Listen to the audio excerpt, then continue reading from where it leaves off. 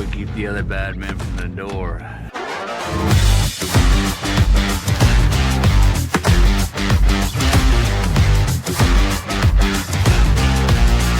So, I just wanted to get the gang together early in my tenure to say, yo.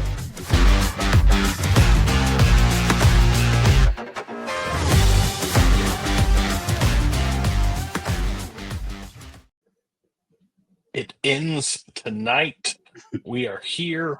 All shows meet at this ending. Leftovers, season 3.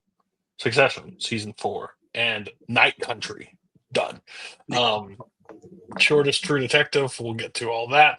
But yeah, we'll be here to rank the seasons amongst all the other seasons from this year.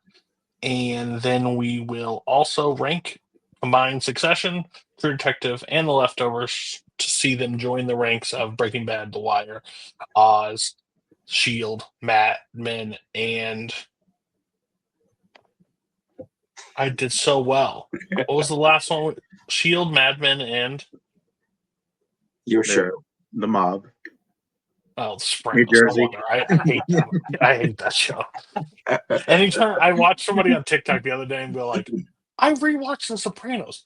Masterpiece television. I said, go fuck yourself. You are a nostalgic whore that you just need to like let it go. And that's somebody that broke it down every week. Let me tell you, that's one of the biggest hills I will ever stand on. Mark, how you doing? Haven't seen you in a while. How was your viewing experience? Not bad. Peek behind the curtain though. We're doing this on a Saturday. I realized I did not actually check the Aggie score against Samford. We won, thank God, 48-0. I didn't speak of them today. But I will not speak of them next week at all. I may say Texas is going to roll just to ensure that it goes the opposite. Hey, as long as the betting odds are against us, I think we should be fine. As long as people don't think we're good anymore, we should be good. Good to go. I'll just keep that a mystery. I just peeked behind the curtain. We are doing this on a Saturday. Me and Mark famously don't do things on Saturdays. We're one of the two people in this community that try to avoid this day like the plague. But we're here to finish it out because we didn't really want to do this during Thanksgiving. Made it harder for all of us to try to do, and then we didn't want to wait 3 weeks or whatever until we get a December time to do it. So we're wrapping it up tonight. Matt, how was your viewing experience, and how are you? It's good. It's pretty much almost like a actual TV experience. You get to the end of the season, you get some good TV to talk about, and then you gotta wait a period to get new stuff again. Of course, the people watching live, they're like the streaming audience. They're just gonna get right to the next episode. So, but we gotta suffer a little bit. Yeah, we'll keep going. We do have plans to return. We do have Game of Thrones Justified and of the Americans coming in season 3, starting the new year. You'll see it about March. After watching this, about 2 weeks from now. And then but before then, you'll probably catch us early in January doing the live recap show of the new Game of Thrones show that we're doing. Night of the Seven Kingdoms. Night of the Seven Kingdoms, and I saw an article. I don't know if this is true or did I get clickbaited, but already been renewed for a second season and hasn't came out yet. So interesting. It's Game of Thrones, yeah. You just throw the North is coming or winter is coming, and they're like, you know what? We'll greenlight. Go. House of Dragon is also coming next year. We have a lot of plans next year for more TV stuff coming. Our new format feels like it created more life into the show, so we feel more comfortable doing shows. We have even past seasons, like other seasons planned, that are absolutely bonkers, and I can't wait until we get to those. But we have to end it. We have to end it tonight. Should be fun. We're going to start with the longest season ever, because it was dragged out for weeks at this point. But it had to, because it had the least amount of episodes. It had about 11 less than Succession, I think. Yeah, something like that. So we're gonna take it away. All right, so we get the leftovers episode 7, the most powerful man in the world and his identical twin brother. On a mission of mercy, Kevin assumes an alternate identity. So yeah, Kevin dies again. Cody, I know we didn't tell you it wasn't going to happen again because we know how you reacted the last time it happened the second time. So yeah, he in fact he dies twice in this episode. I'm trying to put it in the best way. Like, I understand, right? Because I remember I got laughed at because I thought the guilty remnant were just popping up places. Little did we know this motherfucker just dies and comes back all the time. Like, it's nothing. But the problem I have with this trope that they keep using to move the story along, is because I thought the first time was so groundbreaking. Like, I never thought of it that way. Like, the way I felt from that episode where he dies to the episode he shows up in the tub and gets his way out and kills Patty, I thought was just insane television. Like, if we had to do a ranking right now, those 2 episodes would be very high on my list, just overall how I felt. Because Leftovers is a show that I very much disliked majority of the time watching it, because there's just certain parts I just don't care. That one got me on my edge of the seat and got me pacing. So the second time, I felt like they used it too soon to do the same beat again. Now, I understand John shooting him, like, you have to kind of justify him dying, because the real anger was there. But this time it was like, what's the point? Like, the points to get the song, and like the thing, like, it seems convoluted and weird. But I was on board with it. Like, I continued on. I thought there were some funny points. Like, he gets pulled out of that water at one point, and they're like, I'm doing what you wanted me to do. I did 2 of the things already, and you pulled me out before I could do the third thing. I thought we'd do it together. Yeah. Like, his dad looked at him like, thought we'd do it together. Fuck off, Dad. What do you want from me? So, like, overall, that was fine. But I'm interested, like, you guys have seen it before, so, like, what did you guys like from this? So I'm just curious. You want to take it, Mark? Sure. You both hated it. Fucking yes. Let's go on my side for one. I don't know. Like, I think we kind of pointed this out for the last couple weeks, and I think it's the most true for the second and third season, that this show really did just kind of become like a vibe. And like, and I think especially with these last couple episodes of them just kind of going into the obscure, and a lot of times not really letting you in on why exactly they're doing something until like the very end. Because I don't think like it's completely clear exactly why he's there until you get like the last 10-15 minutes, which are really good.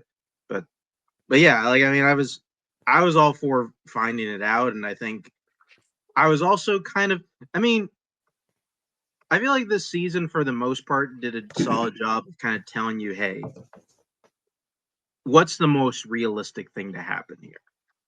And even though it kept telling you that, I still kind of thought for a second, maybe Kevin Sr. is right, and maybe the world is gonna end if Kevin doesn't do this. I mean, it did start raining, so yeah, like, because it starts with, like, I think I said this multiple times in the show. When Nora's like kind of removed from the episode, I kind of don't give a shit, to be honest with you. Because I think she's the emotional weight of the show.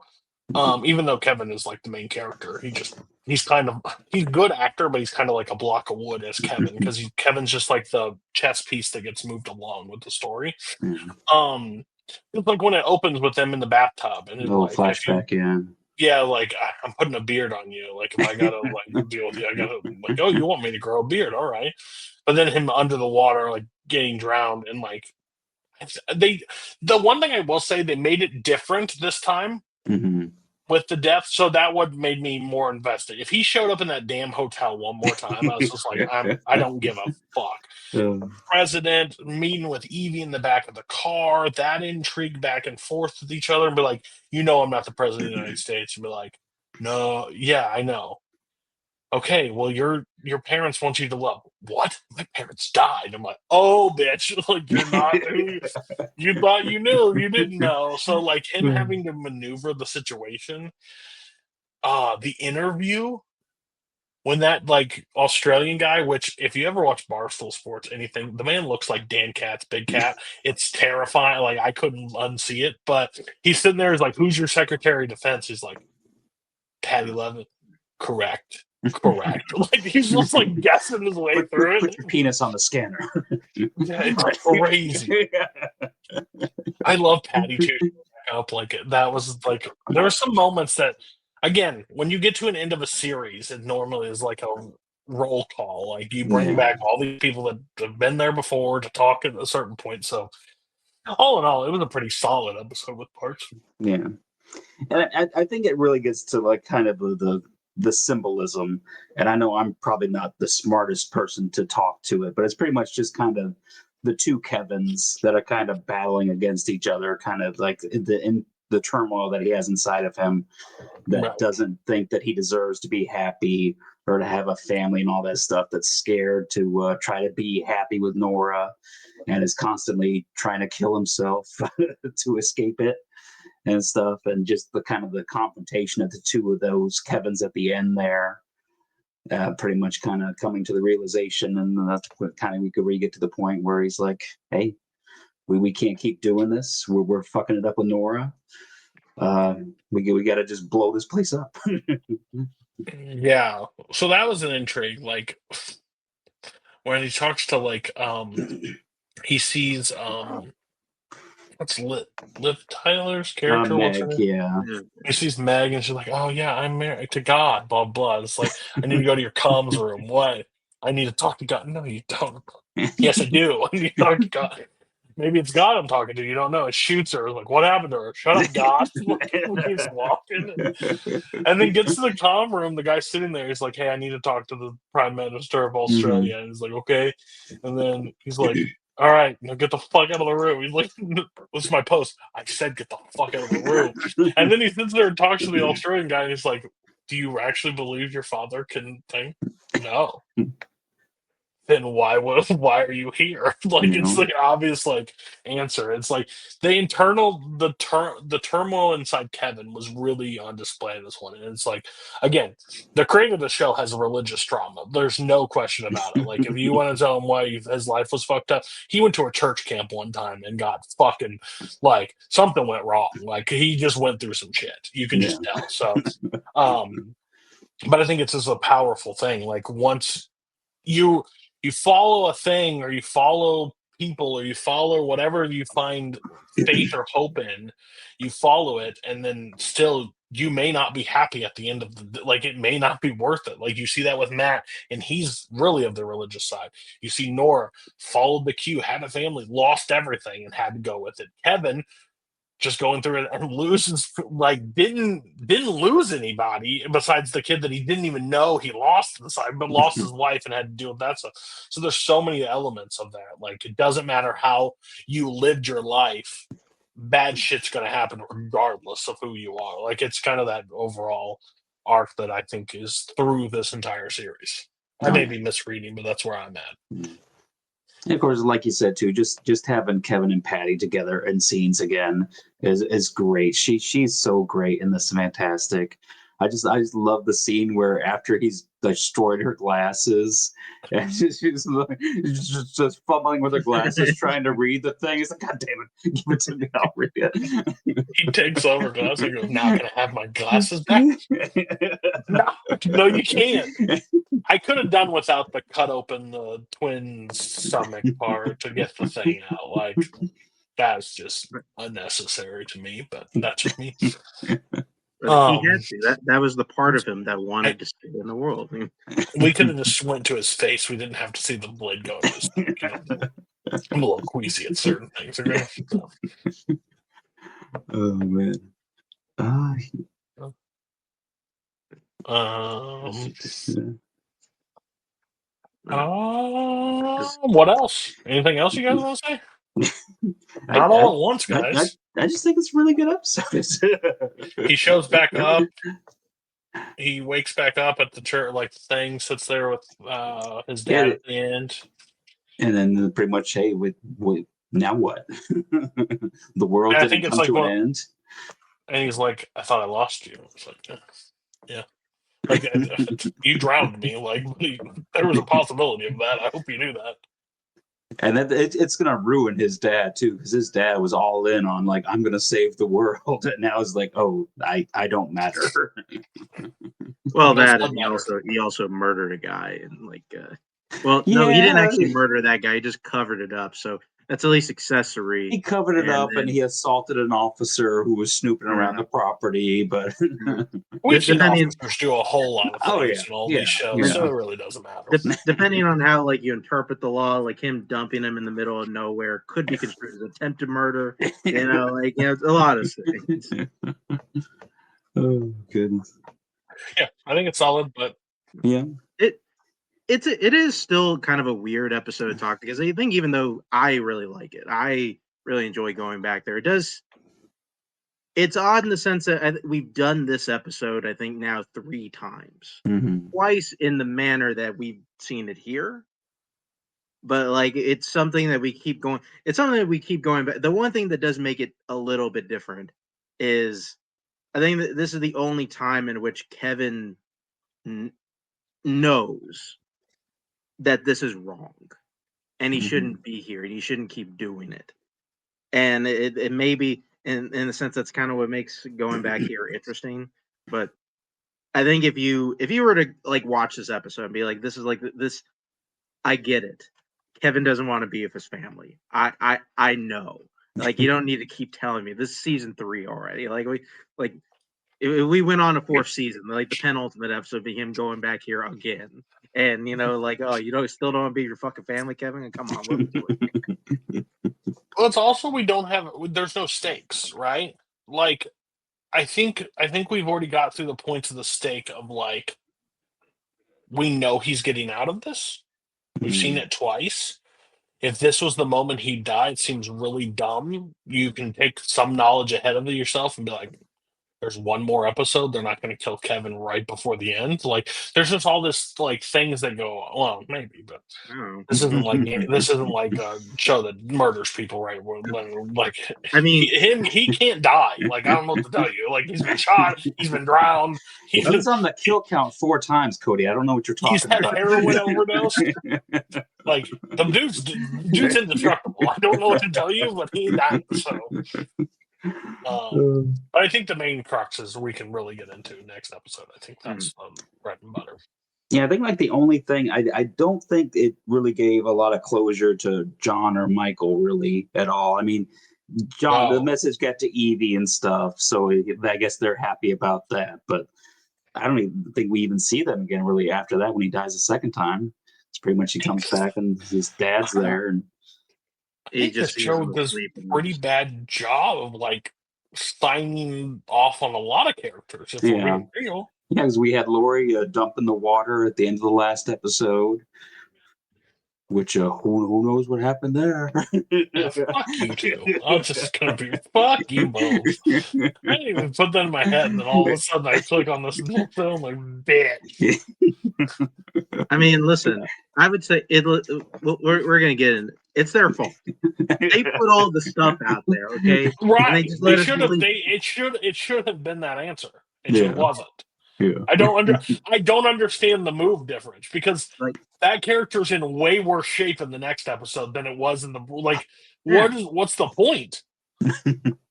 Like, I'm talking about one of the most pointless closing of a character story I've ever seen. I'll argue that with anything. Like, I got maybe one thing to throw at it, but like that's it. Like, it's it's still a thing that bothers me. All right, let's go to the next episode. All right, so it's going to be series finale, The Book of Nora. Nora wishes to step into Dr. Eden and Dr. Becker's machine. What are the consequences? Bum, bum, bum. And so I do like the beginning of the episode. Pretty much it's a good stuff for Matt and Nora. They kind of get to have their sequences. I like the little Matt libs that they do, and then them kind of just kind of talking before, because at this point Nora's decided she's full on. She's going to go do this machine, and whatever happens. It's the most human Matt feels pretty much the entire series. Mm-hmm. Like he feels, I'm not saying he's like a robot, but like he's always set in his own ways. Yeah.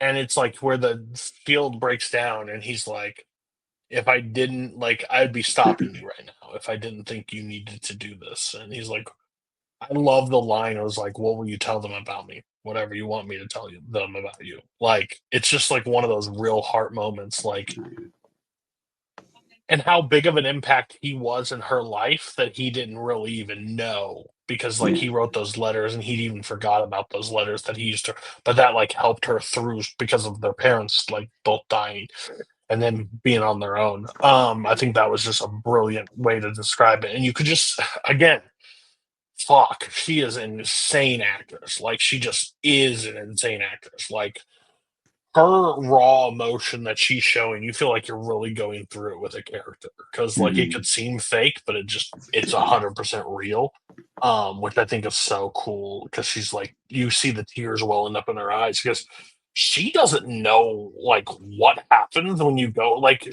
in her belief, she's so scientific and so like methodical about everything. Like she doesn't just wake up one day and do the whammy, like, whoa, we're going to do this thing. Like, she's logical when she thinks about things. And she's thinking, like, I'm just going to die. Like, I'm just going to, I don't know what them lying to me is probably the most obvious thing. And it's either I'm going to go see my kids or I'm going to die. Either way, my suffering is over. Yeah. Yeah. Yeah. And then has those interviews like with the camera, and she's like going through, and she's like, "Fuck!" Like shit, just so Nora, just straight to the fucking point. Like, no, I waited outside here. I'm going through this fucking thing. You're not telling me I can't do it. Blah blah blah. Like, fuck off. Like, name your kids. Names them both, just like point blank. That softened her up a little bit. Man, such a game of some sort of HBO thing. Hey, strip down naked and walk through this thing while you're on camera. The most vulnerable you possibly could be. And then gets in the chamber, like this awkward fucking chamber, fills with water, and Matt's like on Demolition Man or something. Yeah, Matt's on the intercom, and she's like going through, and we see the water like fill up and her go under, like, and you're like, the fuck. And then there's like that brief moment where she like almost screams there at the end as it just like cuts to black. Because then it drops us into her older, right? Yep. Back to the future Nora, from I think it was like the season premiere that we saw her. Nora's just standing there, and she talks to that lady, and she goes, "That guy came talking to me, and he asking for you, named Kevin." And you see his face. Her face is like, "What'd you say?" No, I don't know. And then she's like, but he didn't seem like he believed me. Like, it's just like this thing. And then we are still not sure, like as an audience member, like us, like what is this? Like last time we saw North, as far as we know, she could be on the other side, right? Who knows what, But I'm seeing her older. I'm like, oh my god, did this not work? Is she on her own side? Is there a different Kevin looking for her? Because hell, who knows? And motherfucker come knocking on she knows she has to get the fuck out of Dodge. Oh yeah, she's packing. She's packing. Oh my god. So then that's when me as an audience member, the first time watching, I'm like, oh, this is wherever we're at. This is the same timeline. This has got to be the same timeline. And Kevin she opens that door, and she's like, "Hi, you would like to go to a dance?" Like down, like it has like this. You might not remember me. We met this like one time. It pretends like 3 years just hadn't happened. And she's like, no, like denying, and just goes on, like, and then gets to a payphone, which is one of the dumbest things that this show does. She calls Lori. So last time we saw Lori, not last episode. We see Lori the episode before. Lori becomes her therapist. Yeah. Yeah, we see her agreeing to become a therapist, going to a water by herself. Like, we're thinking she's dead. Like, you guys said it. I was like, oh my God, I didn't even think about it. You're right. That was her end. I think it's No. lucky she got that phone call from her kids. Otherwise, that might have been her end. That You I think that's is, a saving? That's Yeah. what keeps her from doing it, is that she gets a call from Jill and Tommy, and like that's it. That's fair, but overall, it just seemed like a really, because it's still dumb. It's still dumb. Like, yeah. Right. Because all you they could did have was said, bring her back was to give her permission to go to a dance. yes, that's the point, right? So, like, the bookend of that character was such a tragic end to her that you think, and then all of a sudden, no, you got the green light, girl. Go get your dancing shoes on, like, blah, blah, blah. Like, that's what it felt like. I was like, what? And then it's like, then she sits there and says, you tell Kevin, no, I told you I'd never mix these, like, world. Like, no, I'm your therapist. Like, same time next week. He wants to go to a dance, blah, blah. Oh, would you stop fucking saying that? Like, oh.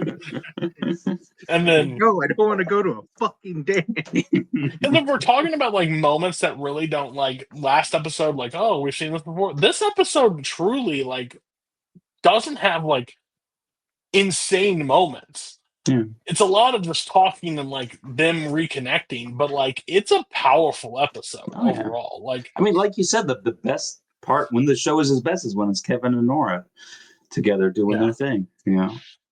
When they go to that dance, well, which ends up being a wedding, not a dance that he got it.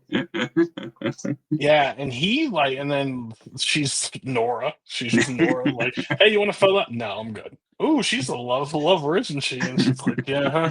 Want to take a picture? No, not really. Okay, like, we Nora got just a goat with beads all over it. Oh yeah, we learned about the goat. Put your sins on the goat. And then, I mean, it should have this true moment of Nora, Kevin just unloading, like, all his feelings. Like, oh, yeah. I have 2 weeks every year of vacation time, and I come to fucking Australia to look around and hand your picture out to people and ask, and everybody telling me, no, no, no. And the moment I get here, it's nothing. Like, never happened. Like, what are we doing? Like, he was afraid to spook her off again. it's just a brilliant. They have just their chemistry is just amazing. Mm-hmm. Just the two of them working together. Yeah. And then of course she freaks out and runs away, and ends up running into the goat again. And then some more symbolism. She takes the sins off of the goat so that the goat can get away, and she puts the sins on herself. Yes. As she goes. She goes home, her birds didn't come home to her and all that stuff. And then you pretty much get to Kevin shows up, and they have their little talk, and she kind of tells him what happened, or at least what she's saying happens, that she went to the other side where if you thought this world was bad, they're in a world where 98% of the population disappeared. So there's only 2% of the population left. But and they said if they find the person that invented the machine, go find them. And I did. Took a while. Yeah. Told them to make another machine. Yeah, she's like, why'd you spend her family there, and realized that in that world they were the lucky ones because they were still together.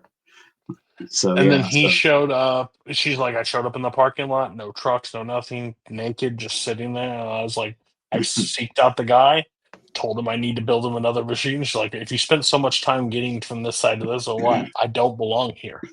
Mm-hmm. And came back, and she's like, Lori, don't be mad at her. She's my therapist. She couldn't have told you. Like, it's just like, yeah, sure, okay, buddy. But basically breaks down that she came back, but didn't want to, like, disrupt the life that was out there.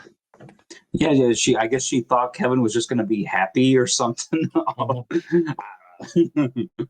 mean, tell me you don't know Kevin. I'll tell you don't know.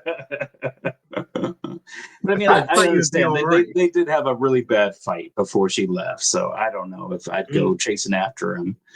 But I mean, he was fucking asphyxiating himself every chance he can get. I mean, like it wasn't like he was doing a-okay. yeah. I mean, she doesn't know that he was going to kill himself and kind of work through his issues and come back and be a good guy. Killing himself, he probably did believe it. yeah. I also think it's like one of the best like ending shots of the show. Oh yeah. Of them just like tearful, old, and crying at each other. Like it's just like. Yep. Kevin tells her that he believes her and that they're here. They're there together. We see the It's birds. like you just have to have that belief. Like in this whole show, like I said, I don't know how the show ends. I just don't know. Truthfully, I don't. I think it's dumb. If you want my honest opinion, because like we're just going on the words of what Nora says, but like at that point in time, I'm fine with it. It's just like all that. I think it's fascinating that she went to the other side to what she lost and was willing to go back to the world without them because of the situation. Because she just didn't fit that world. It's just like. But still coming back to that world and still choosing to put the distance between her and Kevin was interesting. But I think, like, I don't know how long she was gone. It doesn't really say, like, does it? Does he say? I mean, she said it took a long time just to try because she had to travel from Australia to New York, and there's like no real like transportation really anymore. So it took her a long time. Yeah, and then she had to track that guy down, which took a long time. So I'm sure that definitely took years. Yeah, she's definitely older at this point. Yeah. Like they're but in I'm their sure she was also kind of a hermit for a while too. So like if I'm willing to take a stab at it, I probably think from the moment she climbs in the chamber to the end, it's probably like 20 years. Yeah. And a chance she probably spent like at least 5 years in the other realm, and then probably I would say she spent like a decent amount of time just alone. Yeah. Probably more time alone than she was over there. Oh, yeah. I mean, they pretty much just come to the conclusion that, like, at the end, after all the chaotic stuff in the universe, pretty much love is the only thing they actually can choose and have control over. That's so beautiful, man. Well, like, I mean, when we break down the leftovers, like, what is the show really about? Like, who does the show center around? And it centers around Kevin and Nora. Yeah. And it's about them trying to find some level of happiness in a world that they felt like they lost all of it. And they both went searching for it in all the places they thought would find it. They were wrong. And it turns out it was with each other. And the show is about them finding each other at the end and then just building the life that they should have built at the beginning. And honestly, like, I'll give kudos to this. I think they made the right decision in not showing us the other realm. I think they very easily could have done a full episode or two going in there, and we kind of, like her, like kind of seeing her like do like it. It took nuts. It took nuts to just kind of have that moment in this 5-minute emotional conversation with Kevin. It would have been near impossible to get us to gravitate towards the people on the other side. Like, it would be an uphill battle because we don't know them. We know of them. We don't know them. But the thing is, I think it was Kevin trying to. I think it wasn't. I agree with you in one way. I think it's split because I think Nora's searching for happiness. I think Nora doesn't know whether. I think Kevin's trying to find himself. Yeah. Because I think that's the struggle with Kevin. Because like Kevin would lovely take Nora any time of the day at this point. Too bad he is like kidnapping people and having to kill Patty on the other side, like doing all this other stuff. He's dealing with some really psychological problems. So I agree with you. Like, Nora is one of the reason why Nora is the one we all gravitate to, or the one that we understand the most, is because Nora is the most set in reality. Yeah. Nora is a character that lost her kids, and everybody in this departure lost people. She lost everything. And then just to sit there and to seek it and then be always stuck in the limbo because you're surrounded by the departures all the time because of your job, and you're always stuck in between. And then even if you got a 12%, like a 2% chance of going to see them again, why wouldn't you? Like, you take that, even though you've built this great life right now, but you're still stuck on this. It took her having to leave to come back to realize that she didn't need it anymore, because they're in their own, they're just not, they can't come back here. Yeah. I could go there, but I can't get them back here. And at that point, what's the point? Like, they don't know anything of difference. And that's pretty much these last 2 episodes. It's like you said, Kevin learned he couldn't escape himself. He had to confront himself head on. And Nora learned that she couldn't go back. You had to move forward. They both pretty much just had to choose life and let themselves be happy again. Mm-hmm.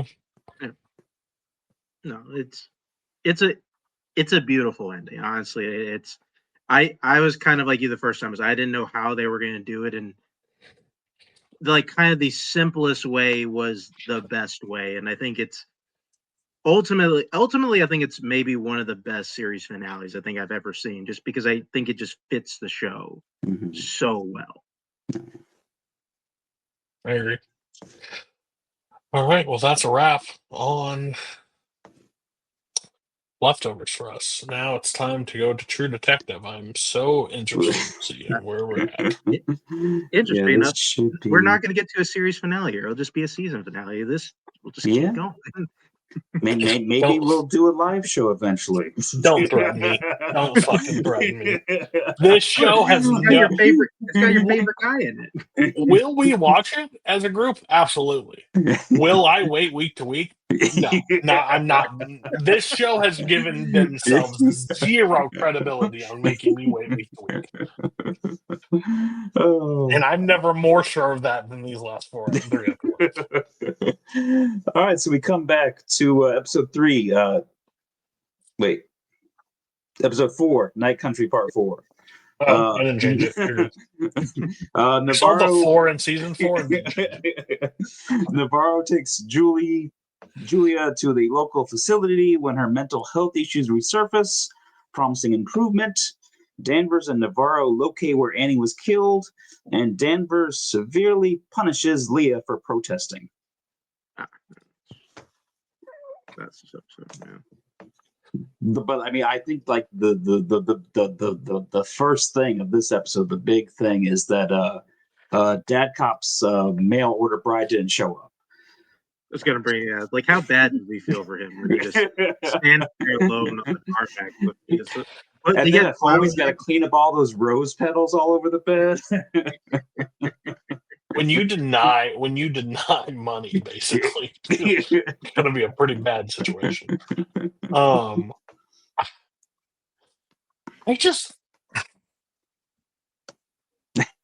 you got? What's hurting you? I didn't know where to go with after the first 3 episodes, but I was intrigued.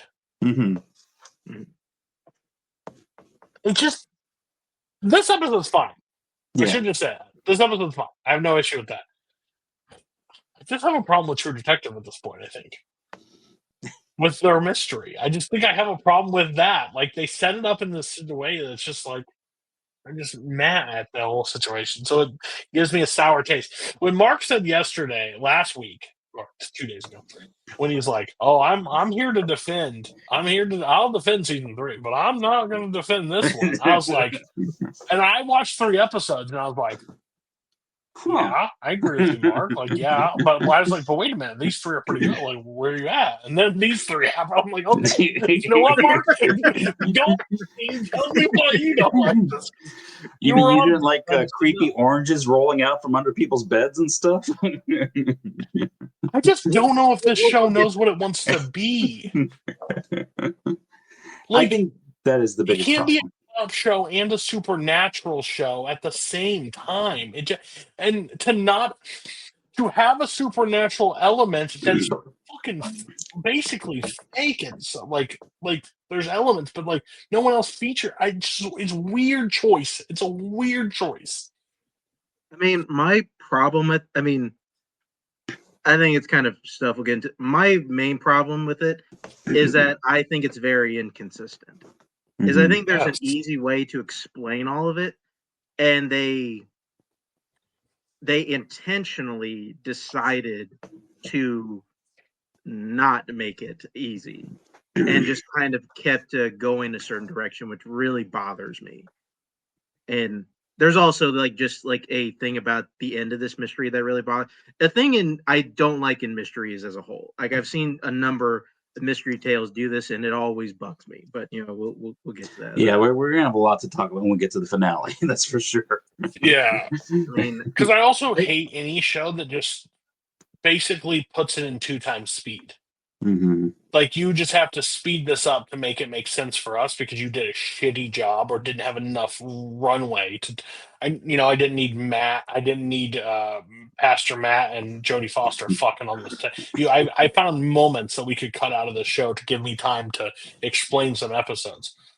But yeah, and then what is this show wanting to be? Is it wanting to be like a corrupt cover-up situation that wants to pass it along and not let them investigate as much as they want to? Why is that the crux of True Detective? It's basically like some higher up don't want the truth to come out of what's happening here, so we're not letting you get any further into the investigation. But what is their job? To investigate. Why put them on the track? Why just give them even the option if you don't want them to do it? Because that's just. And then why is it always got to be a cover up? It's not a cover up. It's such a weird line that we draw. I don't even know. And then you have the family drama between Navarro and her sister, and is that just emotional heartstrings? Because do I truly have you earned that emotional reaction out of me? Navarro seems to care, but also not care at all. It's such a weird. And we ended last episode with the guy sitting up and be like, "Your mother, blah blah blah," and then we hit the Men in Black thing, be like, "Fucking forget that shit."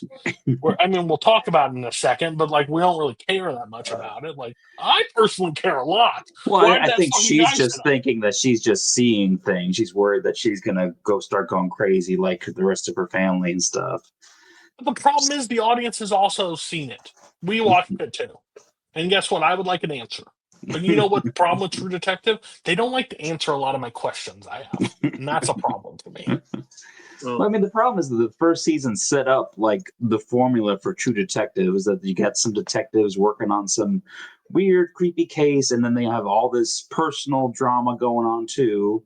So that means they have to drag all the personal drama because pretty much all the cops in this have family stuff going on.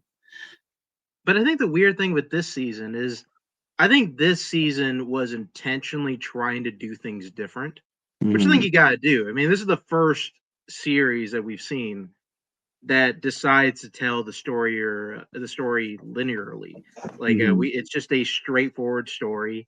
I think they kind of take some of the buddy element out of it a little bit by the sense that these two cops kind of hate each other.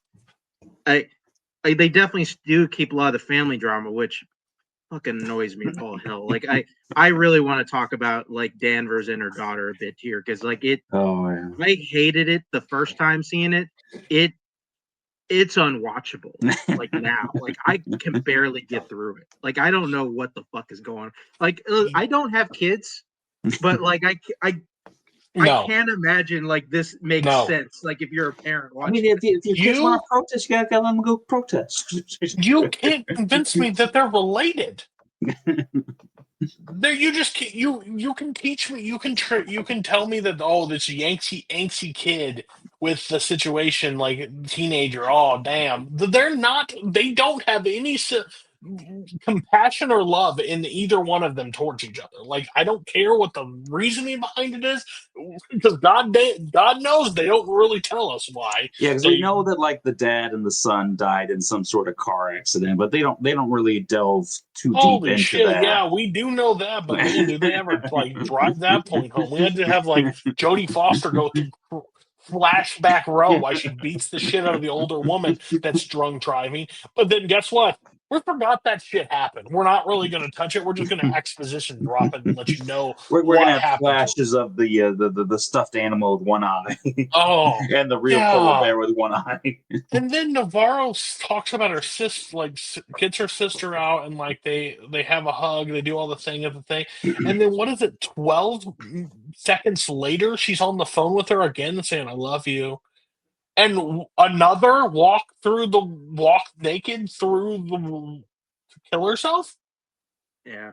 Where was that said? Like, I'm not telling you every suicide has to be like outlined, but there could be a sign that you didn't know she's just going to walk through naked, and then the Navarro's reaction is Oh, I don't even know how to describe it. Just know like some emotion, but then that if I face. can get the shit beat out of me, that'll make me feel better. Well, So I mean, she wild. displayed it to the clerk who basically reacted to her sister leaving, like, "Oh, you leaving already? All right, I guess you come back." Oh man!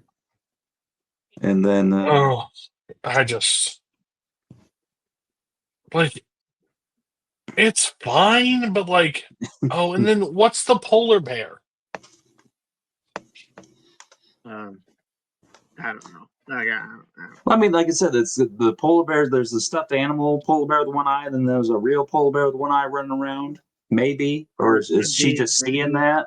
Possibly. Then fucking nothing. I love it.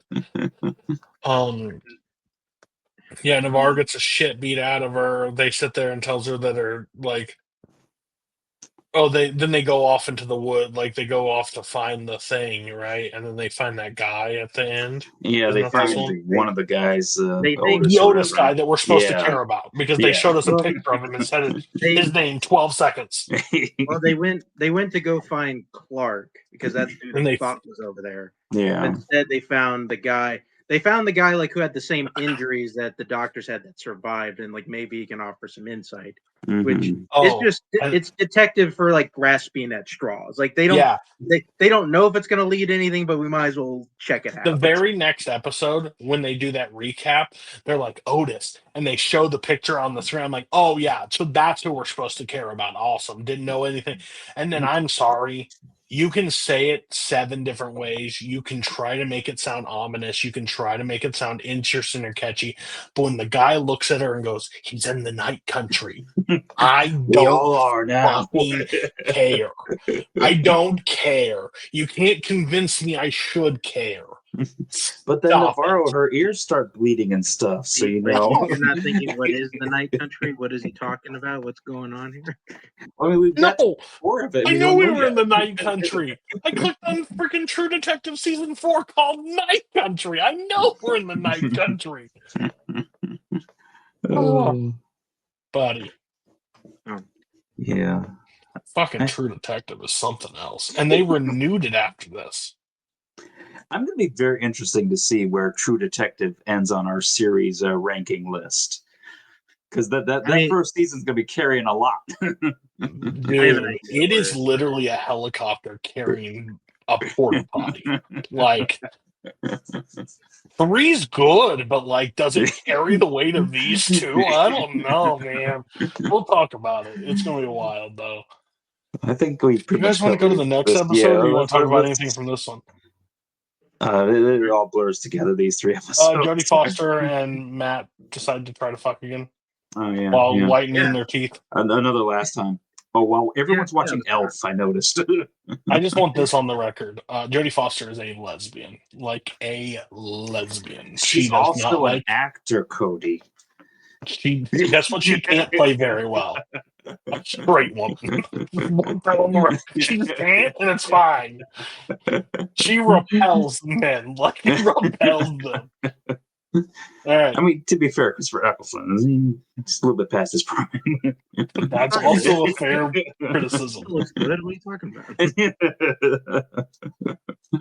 All right, so part 5. While investigating connections between the research facility and Silver Sky Mining, Navarro saves Leah from a violent protest, and Kate of Silver Sky cautions Danvers against pursuing the case. Who? Hey, what was the it? mine lady. Oh, okay. He started rapping. I don't know if you recall that, but I was like, wait a minute. Kate Well, McKitterick. That's not that bad. Close enough. Yeah. Yeah, so Leah, she's out there protesting with her friends, who her friend just immediately ditches her as soon as it gets rough. fight the power. And then Otis is sitting in exposition dumping to Jodie Foster to explain some shit that they didn't do a really good job selling us on. Oh yeah. You gotta go to the cave. That's all cave stuff. Where's the cave? You gotta go to the cave. Find the cave. Oh, there's a cave. I'm so excited. Let's go find the cave. Okay, and then later in this episode, when we figure out that those symbols were left as like cave markers. Oh, yeah, that's right. I mean, like, didn't we learn that from the Da Vinci Code that some symbols have multiple meanings? I feel like that almost makes me want to go back to the first season and deduct like a quarter of a point from the rating.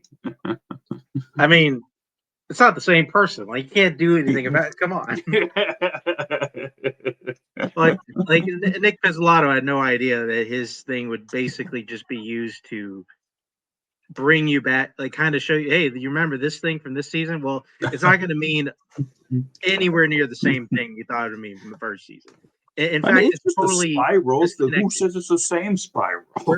We're also going to bring back the name Tuttle because it was from the first season, but again, means absolutely nothing to the main narrative. And I did some reading about like connections between the first season and fourth season. Apparently, in like the second episode where like the ghost dude lures Rose and shows her like where the bodies are, supposedly that's Cole's dad.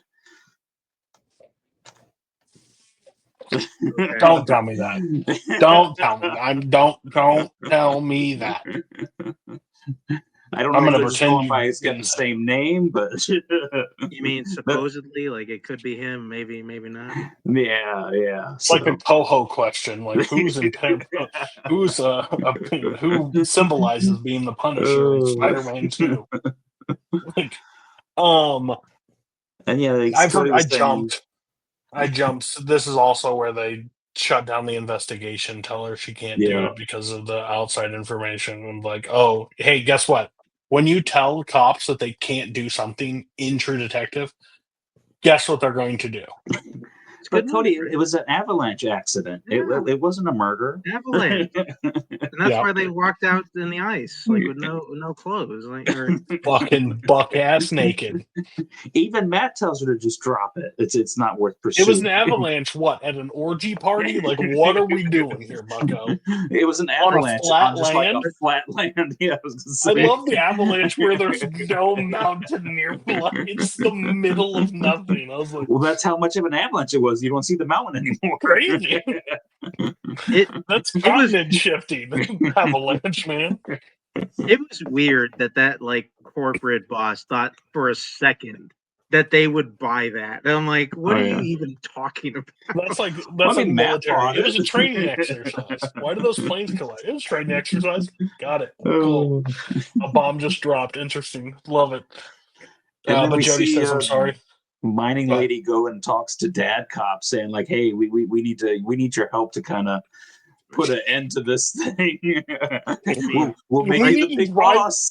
We need to drive home the fact that we do not want them investigating anymore. Which, I like that. By the way, has given us zero evidence why they want to shut down this investigation to this point. Like, at all. That we didn't think there's something up. We don't think there's anything mystery. We just like, oh, there's some supernatural shit. These people froze in the middle. Whoa, who knows what it is? Nope. We're just going to make it a point that we do not want them investigating. Why? Unsure. Well, they did have that thing that research station was basically covering up their pollution numbers. Like they were kind of faking them. Well, I don't think they were a loose cover up thing. Yeah. Perfect. It's we don't need them looking into this, or they're going to find out that we're doing something massive. I mean, what we're finding out is that this whole season is just an episode of Scooby Doo where you got like this rich person dressed as a ghost to scare people away. And these dang kids are going to figure it out. You're just waiting for somebody to pull off the mask. And like, damn, I would have got away with it if it wasn't for the Jodie Foster and Navarro. Oh god, what else is this one? And this episode we get more on the case, the murder suicide that Navarro and Jodie Foster worked on. That kind of broke them up when we find out it wasn't a suicide, which we pretty much figured out because we're not stupid, and that they killed the guy. Well, we also deal with the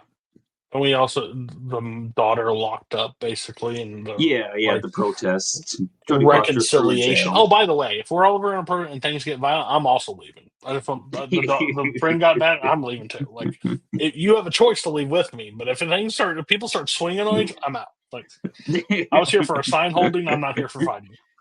Not who I am. I mean, just I couldn't deal with this. Like, yeah, she gets out of prison and she's like, I don't want you to pretend like you like me anymore. Like, what are you talking about? She lets you live at your house. She kept you from getting arrested at least once. And we find out something in the next episode, which is like, you cannot even talk. I don't even know what you're talking about. That, like, you think Jodie Foster hates you. Like, I don't understand what the hell you're talking about. Yeah, she gets out and she packs up her stuff and she's gonna go stay with some cop and his family and all that stuff. Whatever shitty kid stuff, and then we get that moment. We get that moment later on because I think it's this episode where she's at the house and she goes and visits her, and like the daughter's like, "Don't worry, I'm not gonna give up on you." And like, bitch. Fucking Jodie Foster should be saying that to you. What are you talking about? You're not going to give up on her. Yeah, you packed a bag and left. At the same time, the kid got kicked out of his house for being a bad husband and father. I mean, because in general, especially on rewatch, I think you guys may feel a little differently. I think the mystery itself, for me, I think it's fine. Yeah, I like it. I think it's pretty compelling, at least for me throughout. The stuff though that I just cannot stand is all this like family relationship bullshit that's in the mid. Like, I could care fucking less about this sister. I could care less about this daughter drama. The only like the father son thing. Maybe I don't know. It's like. I mean, the only purpose of the father and son thing is the end of this episode. Other than that, you could have cut those two characters out completely, and it's the same story. Just have Jodie Foster and Navarro running around. Like, it's crazy because that is the one thing they intentionally kept from the past season of True Detective. They wanted to keep that family turmoil element about the show, and it's funny because like looking back at this season, it didn't really register to me like how bad they were at it. How like deeply uninteresting every one of their stories is, at least as far as like this present storyline. This present storyline, I could give a fuck about what's going on. No, I agree with you. I actually like the actual case and how we find out next episode what actually happened with it. It's just all the supernatural stuff. You like that? We'll talk about that in the next episode. No, now again, if we're doing a Wayne option, family drama versus that, sure.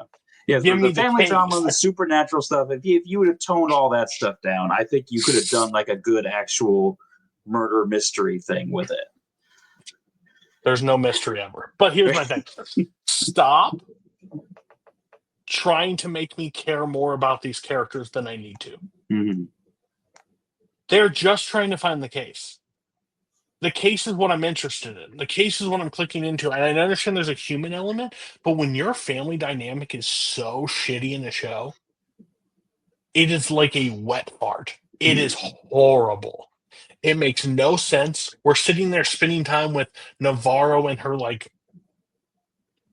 sex puppet. and like there's like they're like having some sort of relationship that's not really there.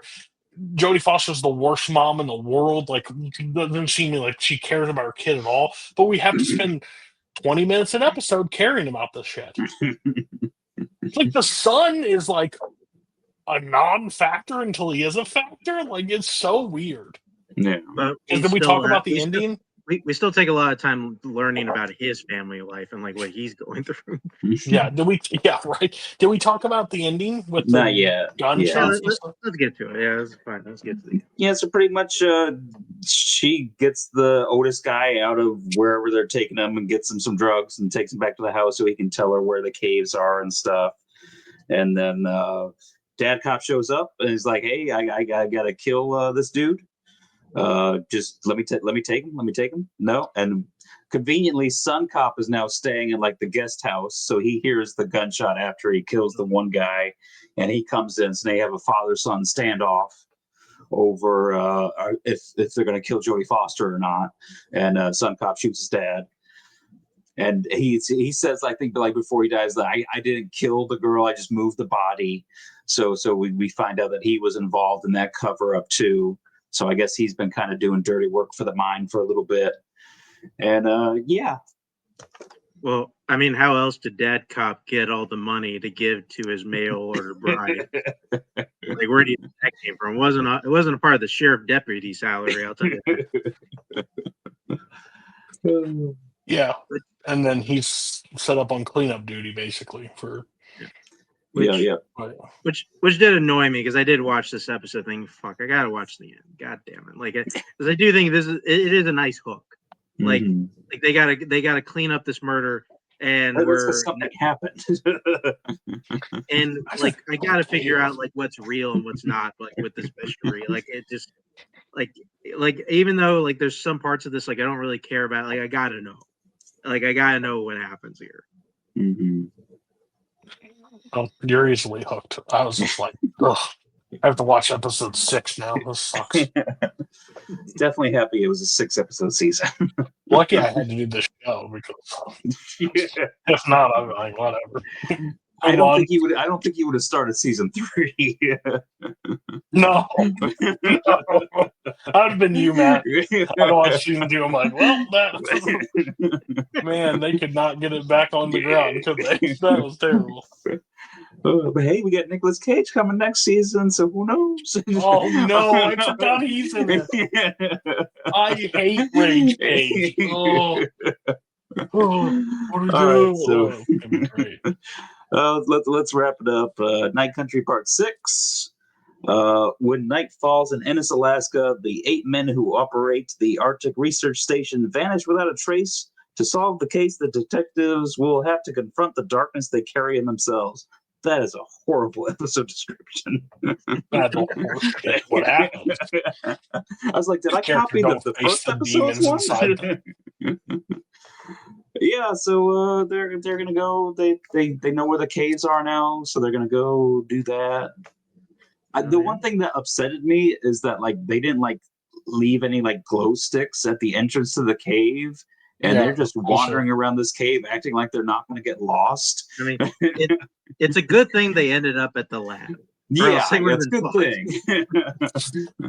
After the cave collapsed. So they end up going to they spend like 15 minutes searching, finding all the like research supplies and all the stuff, and they end up wandering into the thing. So that's like 15 minutes of the time of them like making it more dramatic, like the ground giving out and then both falling in there and then finding the big crux is they get to the thing and a person is in the lab with them. They find Clark is there. Yep. Yeah. And Clark beats the shit out of Navarro with a fucking fire extinguisher and locks Jodie Foster in a thing and basically still gets up. He locks her in, and over. then he locks her in and beats her up, and then Navarro like beats her up, and she shoots herself. That was just time filler right there. They're like, we need to fill 10 minutes. Yeah, like I was like, it's 2-on-1, but we need to throw an action scene in here. Yeah, he Scooby Dooed them really quick. Like he captured them, and then all of a sudden he was in the chair. What? Okay, that's what we needed. She breaks out of that thing really quick. He also has a gun. He Yeah. doesn't try shooting at it at all. Whatever. He's been on his own for a little bit. He's You think not he's thinking straight. like it's bulletproof? It's just gonna bounce right to you. But you were able to ram a metal rod against it multiple times and it shattered. Okay, pal. Whatever. But yeah, that was like 15 to 20 minutes of them just battling, like basically well, they had to until they give the kid enough time to clean up the mess too. So right. I mean, the Blizzard wasn't going to do that. And this is kind of where we find out that the researchers killed the girl after she found out that they were doing research for the mines and like kind of playing with the numbers to they were playing with the numbers. They also found out that the more pollution that the mine put out, the better it was, like for their experiment.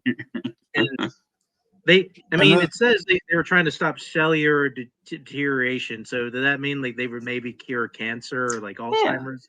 Yeah. We can fuck up this town with then drinking water for the cure to cancer. That seems like a fair trade-off.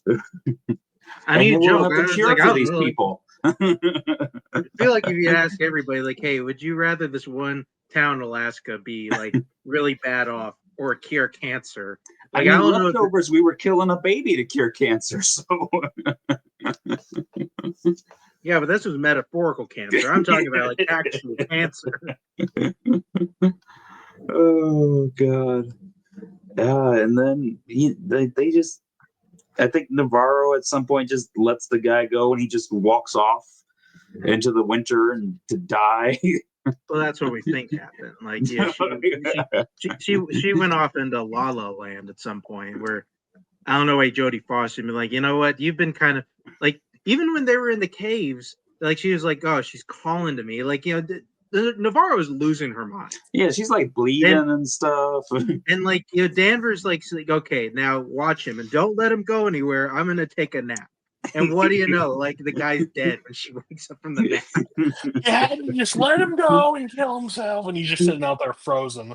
I was like, how cold is this like place out there? Like they die, they freeze, so that now I understand they take off all their clothes, so whatever. That's how we're getting instant freeze. But the storm has picked up rapidly. Fire.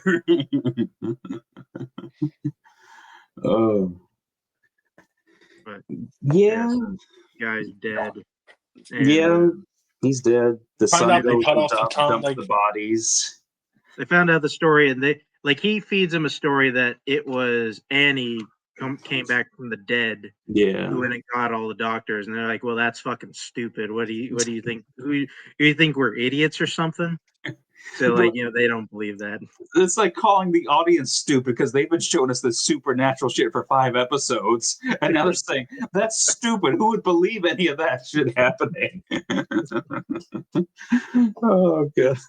Then, of course, you know, Navarro just goes out into the storm because she's hearing stuff, but like so does Jodie Foster. Jodie Foster starts hearing stuff, and she sees like the like a hubcap, like just like go into like the thing. And then they couldn't wait out the storm for like 40 minutes without going crazy. I mean, that's what people say about Alaska. Like you just kind of go nuts out there or something, or cabin. I don't know. Like it's just they were there for 6 hours and they just lost their mind. Well, did we all talk about when they're all out there and Jodie Foster goes into her like angry rant at Navarro where she says, "I'll fucking destroy you, I'll fucking ruin you, I'll fucking rip your throat." Like Navarro says nothing else. 0 words are uttered from Navarro after the fact, and Jodie Foster goes on a 3-minute just, "I'll fucking you bring him up again." I'm like, bitch, she's done talking. Like, I think she gets the point, but it just keeps going. I was just like, man, you got to sell us here. Got it. Cool. Oh, and then like eventually they like figure out that there's like a palm print on like the hatch for the ladder. It's only got 3 fingers, and I was like, did you guys remember that there was someone with 3 fingers on this show? No. No. Navarro didn't. So we find out it was the cleaning ladies. That I heard there was 3 fingers, and I was like, this is now an alien attack? Like, where are we at here? No, oh wait, there's a person with 3 fingers. they Interesting. went from supernatural to extraterrestrial. That would have been cool. That's what I thought. So yeah, the storm gets out. They go, and then they go talk to the cleaning ladies, as all the other women of the area just like come in upon them too, and they tell a story of what could have happened as they were getting revenge for the girl. It reminds me of that OJ interview where he talks about like his hypothetical of like how it would have happened if I did it. Like the book he wrote. If I didn't kill her, but if I did, this is how. Yeah. Got it, OJ. Nice. Same thing with this. Oh, by the way, not a show in Alaska where you couldn't just show the northern lights and have a emotional heart to heart before you go do your thing. Like I was like, check that off the list. Cool. We had a polar bear. We have the northern lights. All right.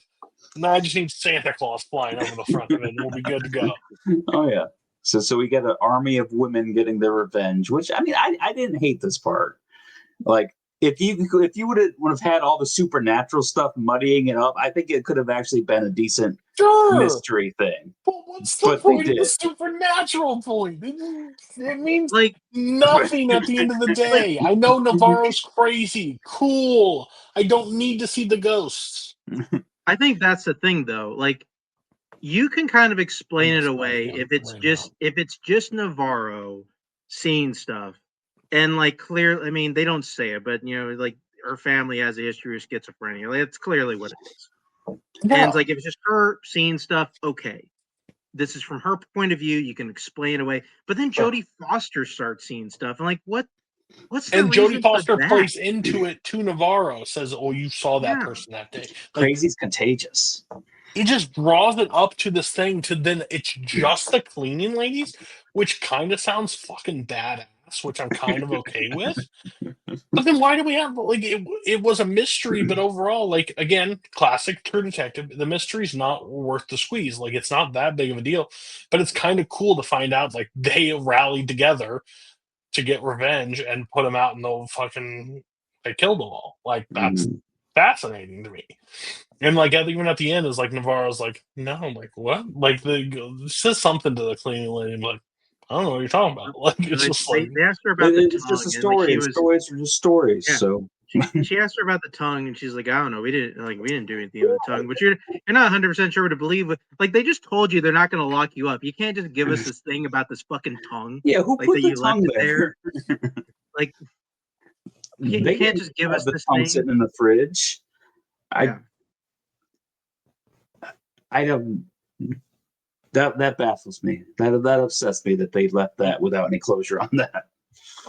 I mean, this always bothers. Like the cleaning lady, sure. The only thing that does bother me is when you get to the end of your mystery, and you thought it was maybe 1 or 2 people. Turns out it was a lot of people, and all these people are guilty. That's the Murderer on the Orient Express problem. It's murder where everybody did the stabbing. Yeah. Murder on the Orient Express. There's no whodunit. Like the Hateful Eight. I'm like, well, then what the fuck was like us worrying about the mystery then? But why are we pointing fingers when it was all like? Yeah, I'm the same way. Like people after the Murder of the Orient Express, they're like, "Oh, that movie's." I was like, "No, the worst whodunit ever is when it's a who everybody. Like everybody is in on it. I don't like it." Yeah. Like if Knives Out ends and it's not Channing Tatum and it's the entire family, I'm out. Like this movie sucks. Like instantly. Like, oh, we're gonna point fingers. Hey guys, it's you all, every one of you. Cool. If it was everybody, why did it take 2 hours to find out the solution to this problem? Because it was everybody. Yeah, it's just it's overall just a bad like situation. Like for me, it's just and then of course. Tied in True Detective. In the horizon. Get in front of a camera. Oh yeah. And get an interview for what happened. That's the True Detective way. You gotta be interviewed. Yeah, she left a confession on there. Yeah. Oh yeah, I mean, also I guess we also found out here because we got the full story of them. With that guy that they killed, and we heard the baby cry, and I'm like, oh shit, Leah was the kid that was there, and like, okay, and so Jodie Foster, that was 100%. That was 100% what they were doing. Oh, So I it's did like, not put that together. I thought that was like her okay, actual so now like Jodie Foster also saved her from like a life as like a parentless orphan. Like, come on, like you can't not be mad at Jodie Foster like this kid. for anything that she does. Wow, I didn't even put that together. Yep. I think I was zoned out by the end of this episode. And that fake backdrop, it looks like, where she's on the water. I don't know if that's real, but it looked fake as fuck. So I just want that on the record. Couldn't use real money to show me a real lake. Possibly, maybe, but it's also weird because like they make it seem like Navarro is like running from the law when she just kind of took off. So it's like she's out there somewhere, maybe. I don't know. She's Bear Grylls out in the Alaskan wilderness. Back. All right. You want to get to the main entree? Get to the main course. Well, Mark, you got your boxing gloves on because we're about to go around. I guess for this episode we might. So like, it's not. No, I think this episode we might be fine. All right. So episode 8, America Decides. No, we're not fine. We're not fine. We're not fine at all. On election night, Tom tries to manage an increasingly chaotic newsroom while Kendall, Shiv, and Roman spar over the consequences of the results for themselves, the company, and the country. So it's election night. Cool. This we've hinted at it, like talking about it. This episode makes me want to do the West Wing more and more now. Political intrigue has always been something that I just find fascinating. I hate real politics, but I love like political intrigue in shows and movies. Yeah, just fucking. It's something I'm always fascinated in, but I would never have a chance to like understand the tension that has to go on inside of those people on election night to call the election. I think that's crazy. Like to be the one to pull and if you're wrong, oh fuck, The consequences, yeah. It's crazy. Like the emotions behind it is just like next level. But yeah, Tom and Kendall and fucking Roman all just there's just this constant battle between them, and I just love.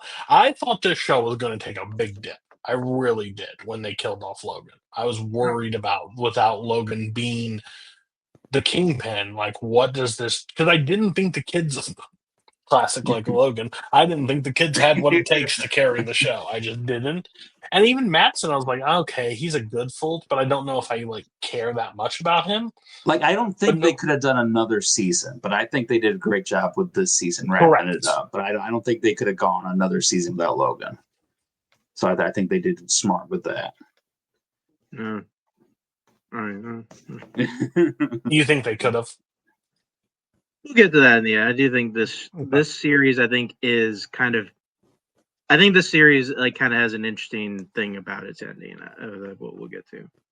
Yeah. But yeah, the overall battle, which I mean, I guess it's a peek behind the curtain for the next episode, but like they're doing they're doing all the stuff, like planning all the presidential election before they actually put to rest like Logan at this point. Like the family has not really like even reconciled with his death at this point, which has been like maybe just like a week, really. It's crazy how fast the show is like moving, where you're just like the kids have zero chance to mourn their father's death at all, and you see it cracks throughout their entire how they handle everything. Oh yeah.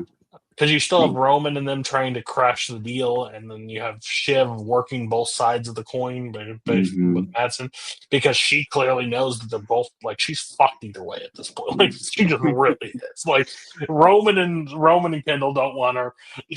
Mattson really doesn't want her at this point. So where does her allegiance lie? So it's and then you got poor Tom just like running around like a crazy person. So he probably hasn't slept since that big fight with Shiv. And now he's thankfully Greg got him some cocaine to kind of help him get through this night. But these kids ain't making it easy. They always want to interfere. I don't know. Greg was fucking up. He got him some gas station sushi. And he's like, what the fuck is this, Greg? Like, you trying to kill me here? I'm like, election night. What is that? Oh, wasabi. You got wasabi in your eye? Yeah, I got wasabi in my eye.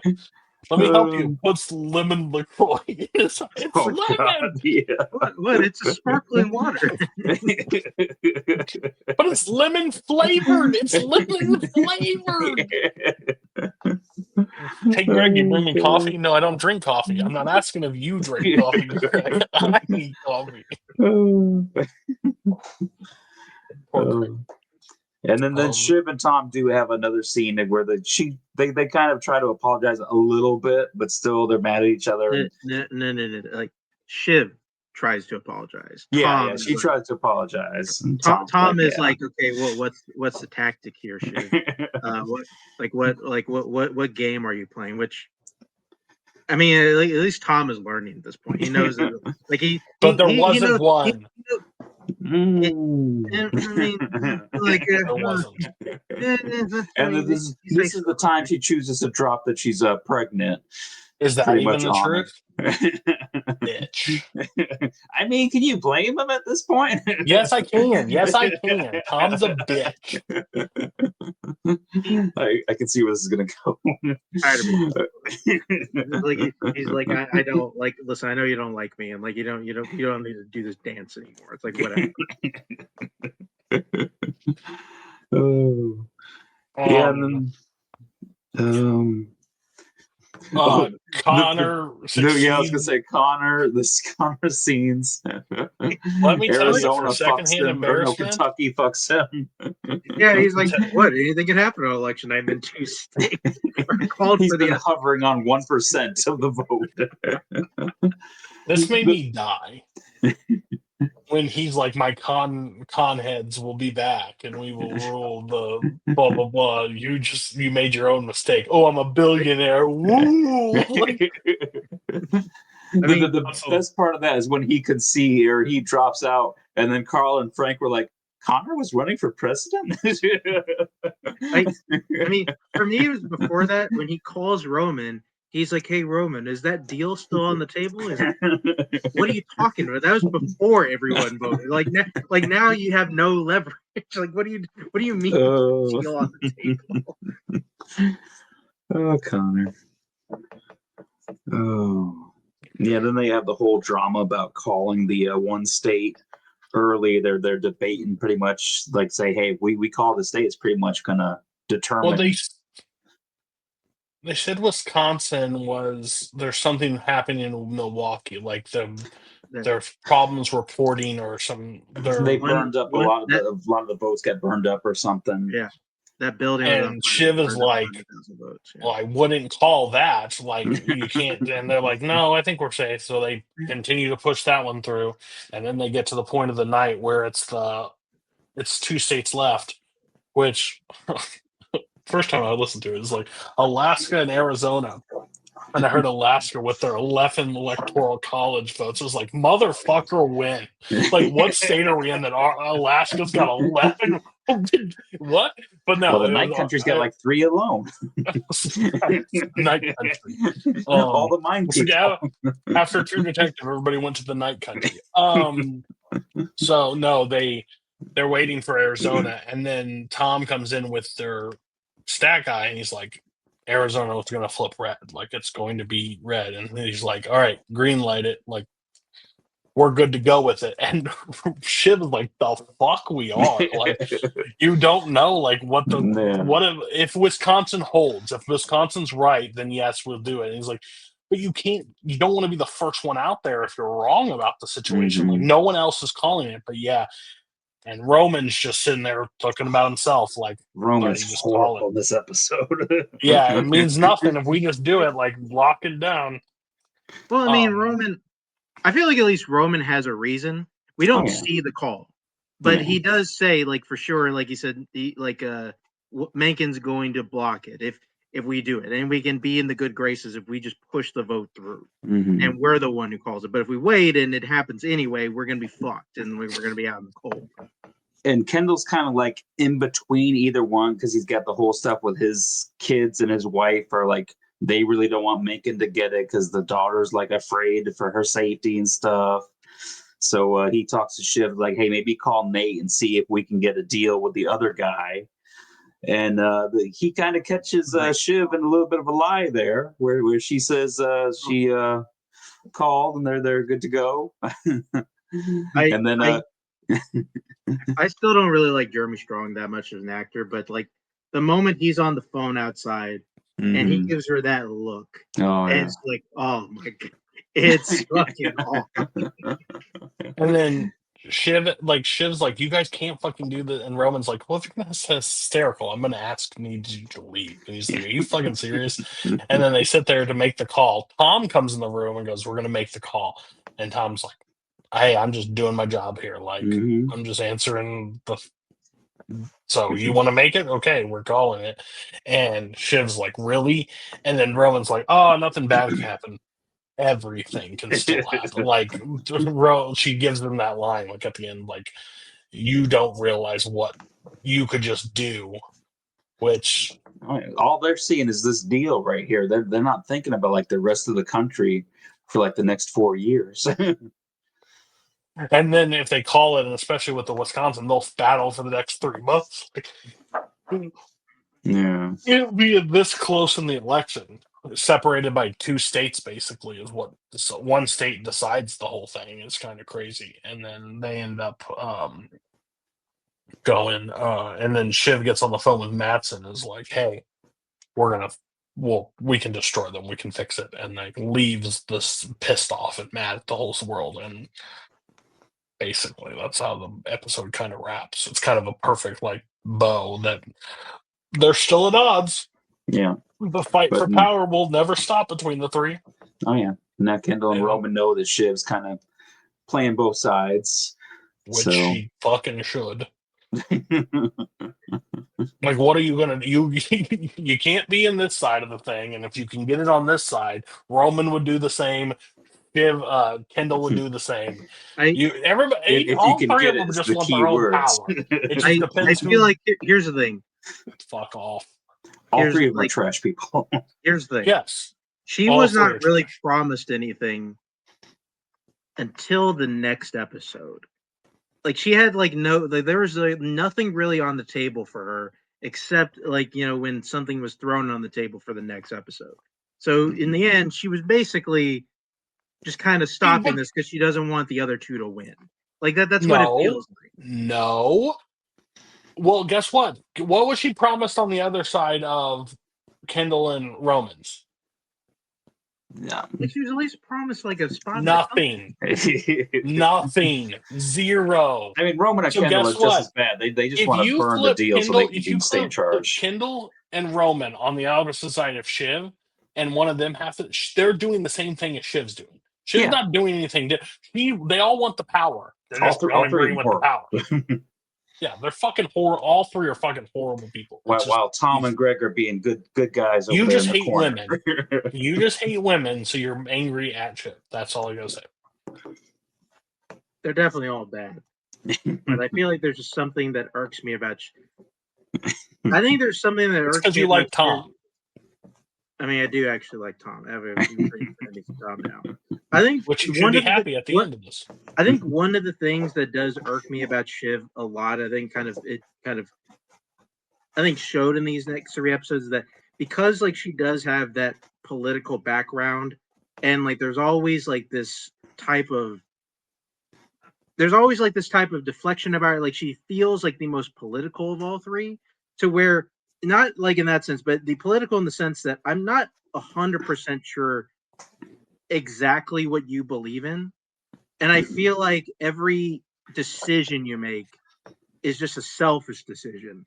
And it's really nobody in mind except for you. And I feel like I think with her, she's the most transparent of the 3. Even though I think you definitely make the argument the other 2 are definitely going at this for self. It's 100% Roman, because I think Roman's starting to feel. He's feeling the power way more here because he's CEO and he's the one of the 2 brothers that has the actual relationship, who's probably going to be the sitting president. She's the most Logan Roy. I mean, in Shiv's defense, though, she was anti that Mencken guy from like the first episode that he popped up in. So I believe that she is kind of looking for the better of the country versus just trying to close this deal. We also have to remember where she came from, right? she wasn't in the Waystar business. Yeah. When we met Shiv, she was a political advocate. Like, she ran campaign. So when she speaks up and says, "Hey, I know what the fuck I'm doing in this arena," and everybody that has no idea and no reason, they're like, "No, don't listen to her." She gets looked down on, and like, she's the one that knows the most about this, and still gets told to go sit in the fucking corner. So what does she do? Fuck off! Like, that's just who she is. Like, she's Logan Roy, like female Logan Roy. Oh, see in the next episode how much that political expertise got her. So like, That's very true. She got fucked. So, speaking of episode 9, Church and State, as the family grids themselves for an emotional funeral, Kendall finds himself at odds with Reva, and inopportune news from Jess. Shiv tries to reposition herself in a new political landscape, and Kendall rallies supporters to his side. So it's time for the funeral. listen, I did not need this fucking shit, okay? Like, I did not need this emotional fucking. Listen, Kieran Hogan, I had thoughts on him as an actor. I still think he plays a very similar guy. There's a scene in this show that is literally one of the most heartbreaking scenes I've ever seen in my watching television. Mm-hmm. Like, it felt real. Like, it felt absolutely real. And like, he didn't show those emotions. The finality of it finally hit him, and that's what it was rough, like, to watch. Like, that's so hard. And like, because I think the funeral is like the minorest point of this episode. Like, I'm not saying like it's a big crux of it, but like, there's no like save it for the end. I just think like it is what it is. They put to rest their father at this point, and even when all of them go up to talk, it's kind of like this point where they don't know how to speak on him. Like, they speak on him, but it's like at a distance and stuff, like with weird verbiage and weird thing, because they don't know how to express emotions about their father, because their father was not a person of emotions.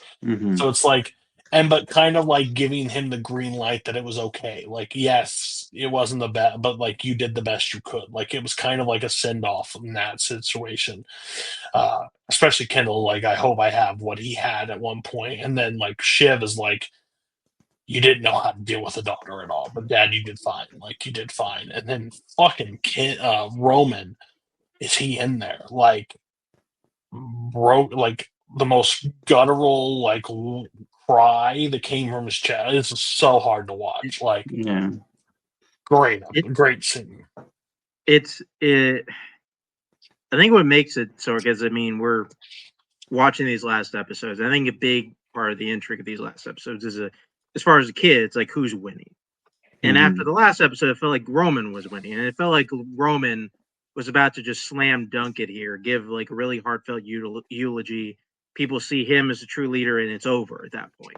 And he sees his dad in the box. He doesn't even see his dad in the box. He just sees the box, and it's just at that point it's over. Like, Roman is just out of it at that point. And I mean, it doesn't say what episode he won it on, but I have to understand, because I mean, Kieran Culkin did win an Emmy for this season. I'd have to imagine it was this episode. Oh, I would assume so. Yeah. That one moment, it's hard to watch. I gotta say that it's like in this part, and kind of going on what happens next, and where. And then the craziest part about that too is just when he breaks down, you see Mankind, you see the president-elect there, you see his reaction to seeing that, you see Madsen's reaction to seeing that, and it's pretty much game over for Roman at that point. It's just back to the point where his father's saying he's too weak, he can't do this job. And that's one of my favorite things about this episode, is just the people's reactions to seeing things and hearing things. Like when Greg tells Shiv and Madsen that Tom can't make it to the funeral because he's back at the office working. You see Madsen kind of take note of that, because I mean that's something that Logan would have done, because he got pissed off at Kendall in the first episode of the show when he left the deal to come to his birthday party and stuff like that. So I really love that stuff. But yeah, that the Roman stuff, and I even liked when Logan's brother gets up there and says his stuff. We actually get to learn a little bit about who Logan was, because we knew that there was something about him and his sister, but this is where we find out that he actually blamed himself for his sister's death, and his parents let him blame himself for his or the Guardians or whoever let him blame himself for the sister's death. It's crazy. This is such a great scene. Like just like we feel like we think James Cromwell. He's just gonna put all the anger behind him. It's like, listen, I'm gonna tell you some emotional stuff that you guys didn't know about Logan. And then he gets to like himself, like, but also Logan was a shitty person, and we should feel bad that he's dead. All right, who else is coming up to talk about Oh. Yeah, I think it's a great episode, but I didn't need it at the 9th. Like, that was fucking rough. Like, I have political intrigue, and now I'm like sobbing. Kendall fights with his wife, his ex-wife. Oh yeah. Like, she's like, the political thing, it's getting, because there's protests happening everywhere. Like, there's a bunch of violence happening in the streets, and she's like, I think we just need to go uptown. What the fuck? Where are you at? I'll be there. I'll lay in the front of the, like, I'll block your car. I'll get an injunction. You're not gonna let my kids go to their grandfather's funeral. And I'll lay in the street. What are you gonna do? Run me over? I love when she's like, I'll call the court right now and get an injunction. And go ahead. Go ahead and do it. Like, go for it. See what happens. Like, and then Kendall tells his assistant, I'm gonna sue for custody. I'm gonna take the kids away from her. And that's when he notices that his assistant has something scheduled on the calendar for next week, and she's pretty much about to tell him that I need to go on and move on to another thing. After he made her tell him, and then he's like, you do this to me right before my dad's funeral. God, Kendall, these kids are horrible. yeah, Kendall sucks. I do love that. I laughed when Shiv told Kendall and Roman that she was pregnant, and Roman asked, "Is it mine?" Is it mine? What an idiot. Anything else from this episode? Kendall is still he's working all the angles. He kind of recruits Hugo to be like his little dog, and he gives Colin a job as his bodyguard, like his father, kind of keep him close to make sure he doesn't say things that he shouldn't be to other people. And, Roman gets the shit beat out of him. Yeah. Roman decides to walk home through a protest. And, it's guarded off, and he's like, "Fuck this," and hops over. You get the fuck out of it, and the dude elbows him right in the fucking head. And he goes down. So that ends well for him. Yeah. The only other big thing was Shiv wanted to float the idea with Madsen over to Mencken of the idea of, maybe I'll let the deal go through if you appoint an American CEO. And I don't know, like, I mean, Shiv's got a lot of people who maybe ask, but I don't know. You can start with me, maybe. I guess.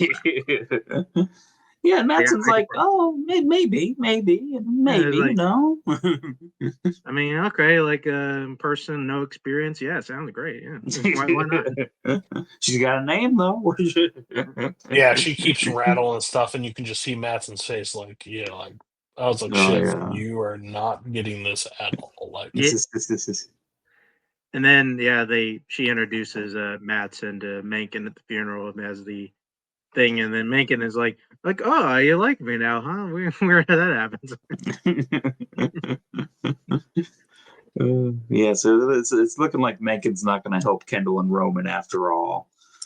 Yeah, he makes a switch. Yeah,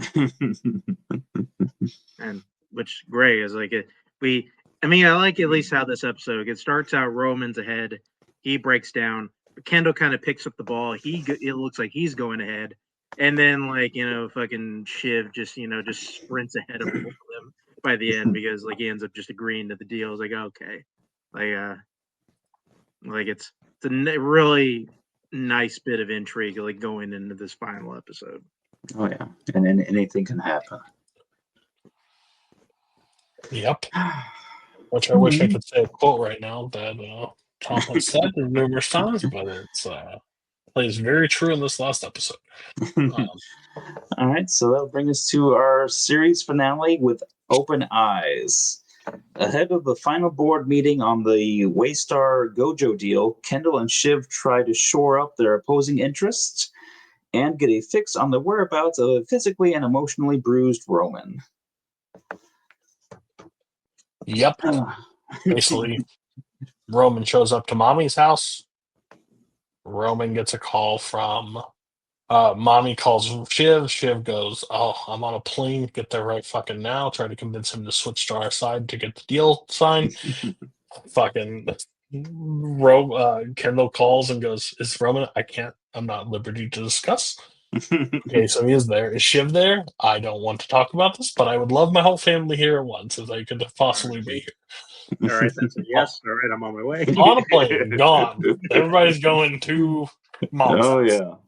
And while they're going off there, Mattson and Tom and Greg are all hanging out, becoming pretty chummy. We find out Mattson isn't really, I guess there was a magazine article or something with like calling Shiv like his puppet master, and he wasn't really too keen on that. So Mattson tells... he said it was funny. He liked it. Yeah. How you know it's true.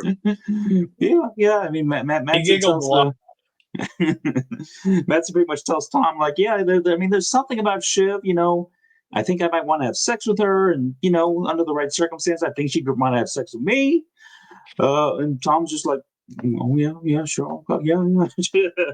But I don't think she's going to be able to do the job. And if I can't get Shiv, you might be the next best thing, Tom. So he's kind of floating Tom could be the CEO for him. And of course, Greg is also doing some snooping of his own. He does like a little Google translator for one of the conversations, and pretty much gets the same information. And he runs off and tells Kendall. So now Kendall's like, "Oh, okay. So if Shiv's out, maybe we can get her vote."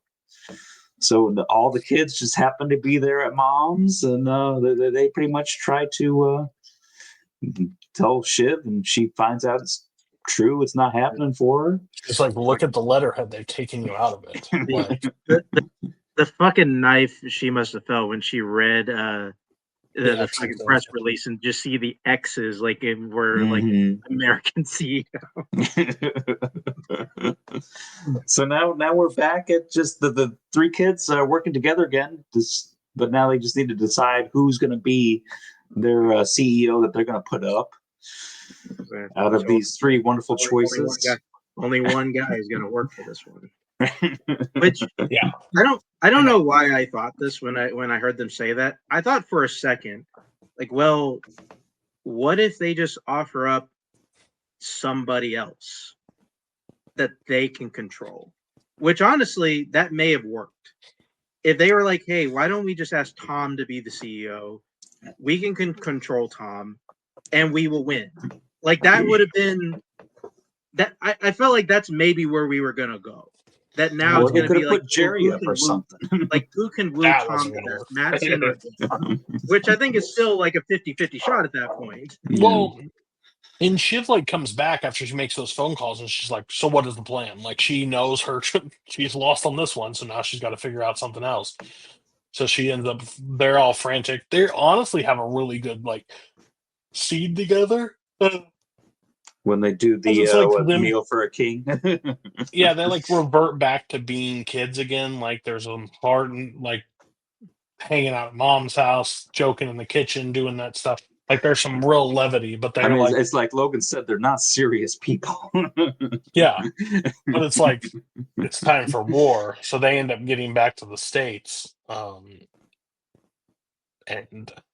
they're getting all the numbers. Basically, they know they have the numbers. Roman freaks out when he sees Jerry there, and he's like, "Why can't it be me?" And then Kendall just like brings him in deep for like a big old hug, just like grinding his face and his shoulder to bust him back open. Just like, oh. And before that, Tom, they're at the apartment, and Tom comes up to Shiv and goes, "It's me." Mm-hmm. And Tom goes, well, good fucking luck with that. We have the numbers, so go fuck yourself. Walks over to Kendall and Rowan and is like, it's Tom. Oh, Tom's yeah. the person they have. So, and then good luck, and they start walking, and then Tom comes up to Greg and goes, Greg, can I talk to you for a second? Did you say something? Did you say? And smacks him, and Greg smacks him, and they end up like fighting with each other. Because oh man, anybody in this show that's shocked that somebody else turned on them? Like what? Like, Yeah, but not honestly, Greg. one of my favorite parts is what happens after that, where like Tom calls Mattson like, "Hey, we got a problem," and then we see the most emotional I think we've seen Mattson in the show. It's like, "All right, zombies, wake up! I want to see some fucking bone." We got to get the number. Like where's the I forget what her name is. Where's the girl? Where's the girl? And she's just like. We got to get numbers, and then them get in there, and then they all sit down, and they're like, "Here's the percentage, here's the package, here's everything with this." And Kendall's like, "Listen, we can talk about it. I negotiate. It's a really good deal, but it's a bad deal. It's a bad deal. We're not going to do it. We're going to have." And I said, I'm not going to change any of your minds here. So let's go to the votes. Anybody disagree? Nope. And it goes around. It gets. I think it's to like 6-6 when it gets to Shiv. Roman, and Roman's like a little on the fence, looks on the fence, but he goes, "No, like clearly no." And Shiv sits there and pauses and gets up and leaves the room. And Kendall follows. Roman follows. Are we good? I just need a fucking second. Just let me think. We're at the fucking. You're not good at this. Like I don't think he'll be good. And breaks it down to Kendall. I don't think he'll be good. And it's like you can't be CEO. You killed somebody. Like that didn't happen. That was a lie. He starts spinning. That was a lie. Like wait, I didn't do. You kill multiple people? Like what are you talking about? I am the eldest boy, Cody. Like, I want this. I need this. And it's like you're so fucking selfish. Shit. It's like, see, this is the whole point. It's always about ego with you. I don't think you'll be good at this. I don't think you'll do a good job at this. I can't. No. Yeah. Like, and then it starts screaming back and forth. Oh, so that's it?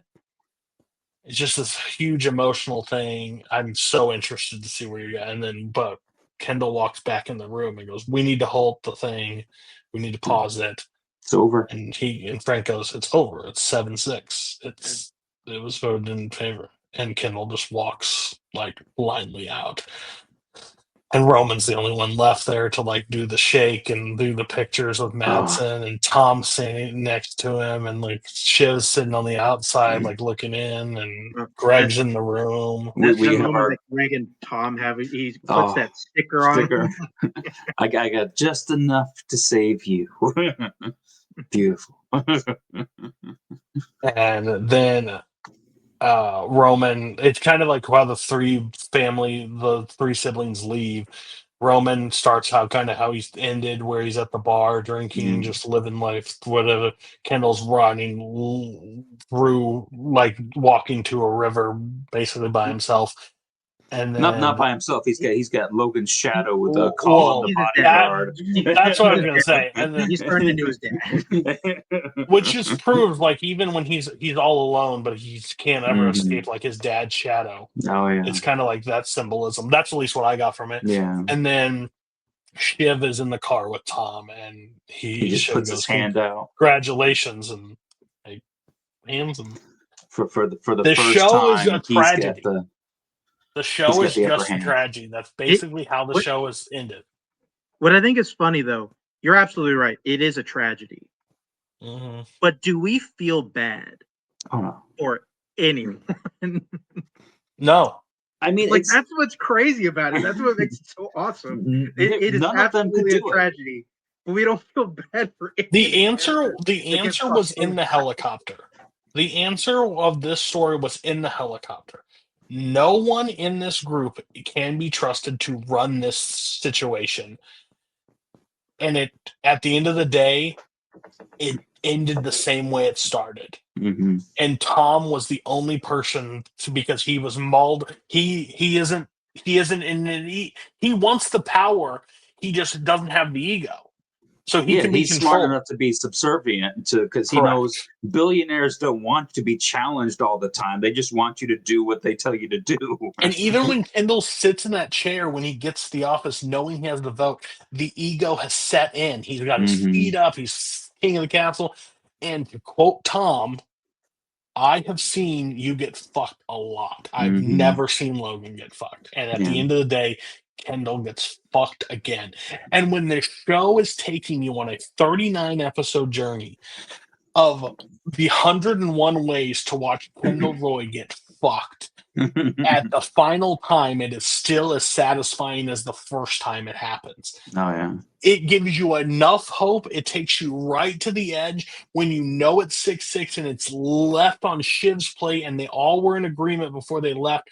But Mattson said, get on the phones. And that was enough time for Tom and Mattson to convince Shiv to join the group on that side. And also, she didn't trust Kendall. I don't even think that they had to convince her. I think she knew deep down that. I don't think that they talked to her. She was not convinced. She I don't just believe knew. that. Yeah. No. She was 100%. I don't believe that. They don't show them talking. I don't think they have to. Yeah. I don't think they have to. No, she wasn't. I think she did it for her and Tom. I really think that was the closest she was going to get to the power. Not even that either. Like this was a take your ball and go home situation. I think that was a spur of the moment thing for her. Yeah. I disagree. She saw Kendall in that room. She saw Kendall about I've also listened to the creators of the show. They can tell you to go fuck yourselves too, because they've said that. She saw Kendall about to win. She's like, fuck this shit. I don't believe that too. Nobody's gonna win. No, I believe. I'd rather go to somebody else, and I'd rather go to somebody else and not me. And even if Kendall loses, I'm Tom's wife. I still kind of have an in, which is so stupid because here's why it's stupid. Because she would have been in this other company anyway. Because she would have probably gotten like some type of high level thing she wouldn't have been able to move up on. But now she's in the same fucking situation of, oh, now I'm Tom's wife and I can't move up anyway. Like it's this endless. Well, it's this endless Tom. circle. It is an endless circle. You just said the dumbest shit possible. You trust cokehead Kendall that's going to flip at any point in time to do something stupid where he doesn't have any logic, or Tom that's a puppet where she's sleeping next to him and can convince him to do shit for her. But you just said like Kendall is a time bomb. Imagine if she's like the head of ATN. Kendall fucks up. Like, oh, we need somebody to take over now. She's already. Mattson didn't want to give it to her to no. It would be have you learned anything from the show? Shiv will never be given the keys to the castle. She's the most qualified to take it, and she doesn't get looked at all. I mean, I don't think that she went in because she had options. I don't think that she needed to be pursued by them. They were trying to get other votes from other people. I believe Shiv was a call. It had to be. She was not called. There was nothing that made them seem where they're all sitting there joking and having a great time. Mattson just fucked her over, and Tom, they're not on the good thing. They couldn't convince her to do anything right there. And Mattson kind of said himself, like in that dinner with Tom, I kind of thought I needed Shiv, but she has really nothing to offer me. I thought she would offer like the family in, but I realized that that's not that important. I thought I need help like from the political side of it, but I realized that that's really fucking easy. He realized like kind of over like a week's time of her helping him that he doesn't need her. If they didn't make that call, then that's fine. But what my viewpoint is at that point, that she chose that she didn't do it because Kendall was about to win. At the end of the day, it was the exact same side that every person would play. Yeah. She knew she'd be third in command in this new place. She'd be at least second in command in the new one. She knew closest to Tom. That's why she switched the vote. And she was smart enough to figure that on her own. Correct. That's fine. I'll concede that. Yeah. But she knew she was third with Roman. Roman was ahead of her. She was never getting past that. When they decided the whole deal, she had to be the silent partner, just the figurehead. Tom is now the person. She's married to Tom. And also, if she lets Kendall be in charge, he's going to fuck over the company, and then she's going to have no money anyway. Because even so, we shouldn't feel bad for any of these kids. They just made billions of dollars. And at the end of the day, Kendall is by far the worst of everybody to take over. Yeah. He has shown that time and time again. Maybe Roman's because he's going to probably take his $1 billion and go try to start up some other company, and it's going to fail. That's going to fail because he doesn't know how to do anything. He was born at the finish line. He doesn't know what it takes to get there. I'll disagree slightly. I feel like if any one of them could have done the job, keyword, it would have been I mean, you saw him disintegrate when all three of those kids ran off to that room. He disintegrated in like 2 minutes. He would have been. Shiv is the only one with a logical head. She looks at both sides of the coin. I don't think any of the three of them could have done it. Kendall, by the end of the show, is the only one who has the real killer instinct between the three of them, though. He could have done it for like maybe a month, and then he would have fucked it up somehow. Killer instinct. Like, I agree with you that when he would have probably fucked it up at some point. But also to think that Shiv is in this much better position now that Tom is CEO, I think is fairy tale thinking. Yeah. Honestly, the situation that she's in at the end of the show is the situation she's always going to be into. She's always going to be just this close from the top. She's never going to achieve it. And I think even on that car ride home, she knows that. She knows I think she's okay with that. Going to be she's closer accepted to this her than position. I think she made the decision for her family. Yeah. Because she's currently pregnant. She's currently pregnant. No. She's currently pregnant with Tom's kid. You have to weigh your options. She looks at both sides. One, I'm a billionaire. One, I'm a multi-billionaire that I don't have to worry about anything ever again. Second, or I have to still work with Kendall and answer to Kendall into this, or I have to just silently be connected to Tom. I think that's the easiest connection. The one thing about Shiv is he wasn't a part of Waystar to begin with. He wasn't chasing the power from the very beginning. The only reason it was presented to her is because Rogan offered it to her. And then she got a taste of it, so she was pursuing it. But I think she'd be the most, of all the kids, she'd be the most calm with going back into normal society without doing the proud. Here's the thing. Here's the thing. I would disagree with that.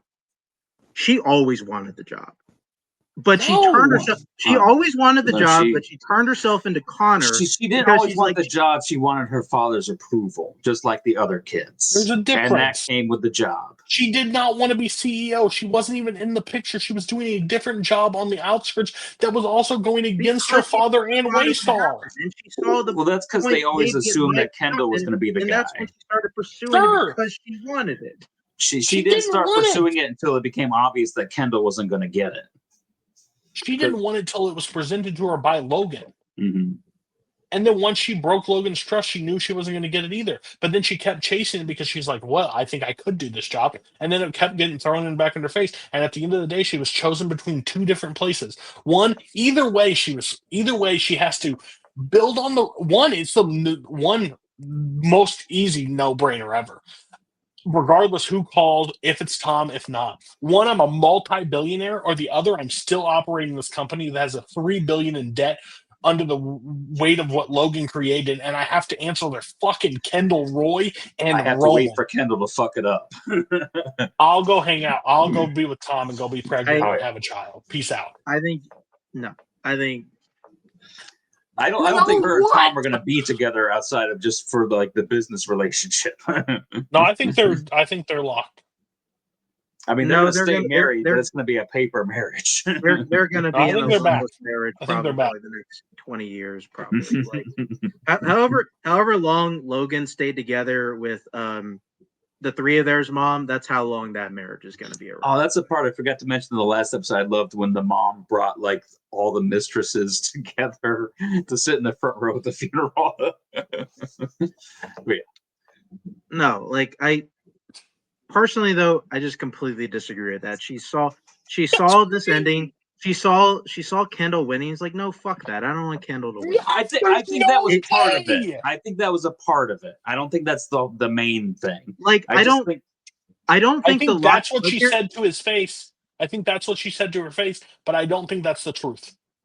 I feel like the most honest thing that she says, in maybe almost the entire show, that I love you, but I cannot stomach you. So at the end of the day, when it comes between voting for you or voting for like this company just get dismantled, because we know it's going to get dismantled. Like, oh yeah, Mattson only going to have that job for like a year. Mattson tells Tom, like, hey, I'm going to destroy this company and turn it inside out because I want to make it mine.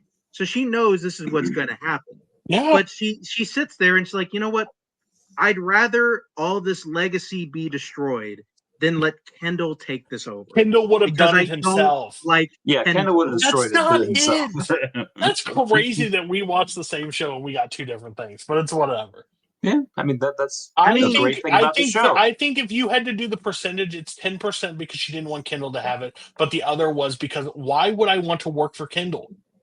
Why would I want to continue working on this job with Kendall and Roman when I could just take my money and leave? I think she walked in that room with the intention of voting with them, and it was just a spur of the moment thing for her. Why vote? I don't think she was ever going to vote with them when she entered the room. I think at this point you either let somebody else buy the business and you make the money off of it, or watch your brother destroy it. Because I mean, just the 2 minutes of that meeting, Kendall was just like a idiot. She was like Roman back in season 1, where they had to make that board decision, to where she is ready to vote with Kendall. And then when they get to her, she's like, you know what?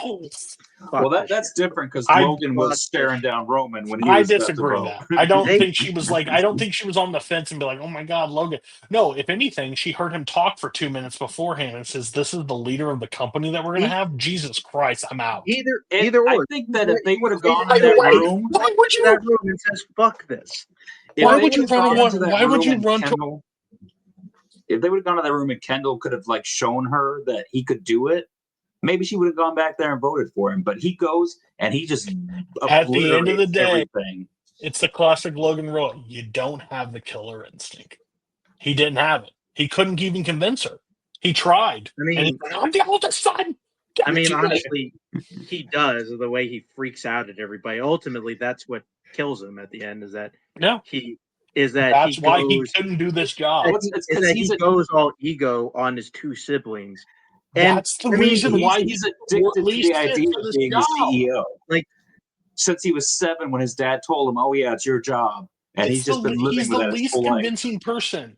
Every time he tries to do something or when pressure gets up, he flips out. He either overextends, overpays, overdelivers, or freaks out and becomes an asshole to people. He did it to his ex-wife. He did it to business people. He did it multiple times. And when it comes to the thing, he can't run the business, and Chib knew it.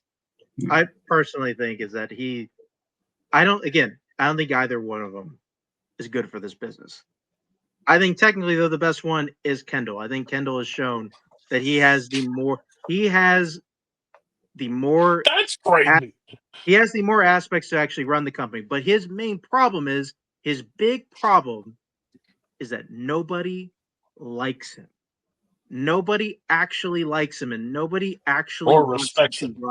That too. Honestly, I don't think any of them any of like the business people ever respected any of the 3 kids. Like that. No. Like we haven't gotten to the show yet, but you guys know what I'm talking about here.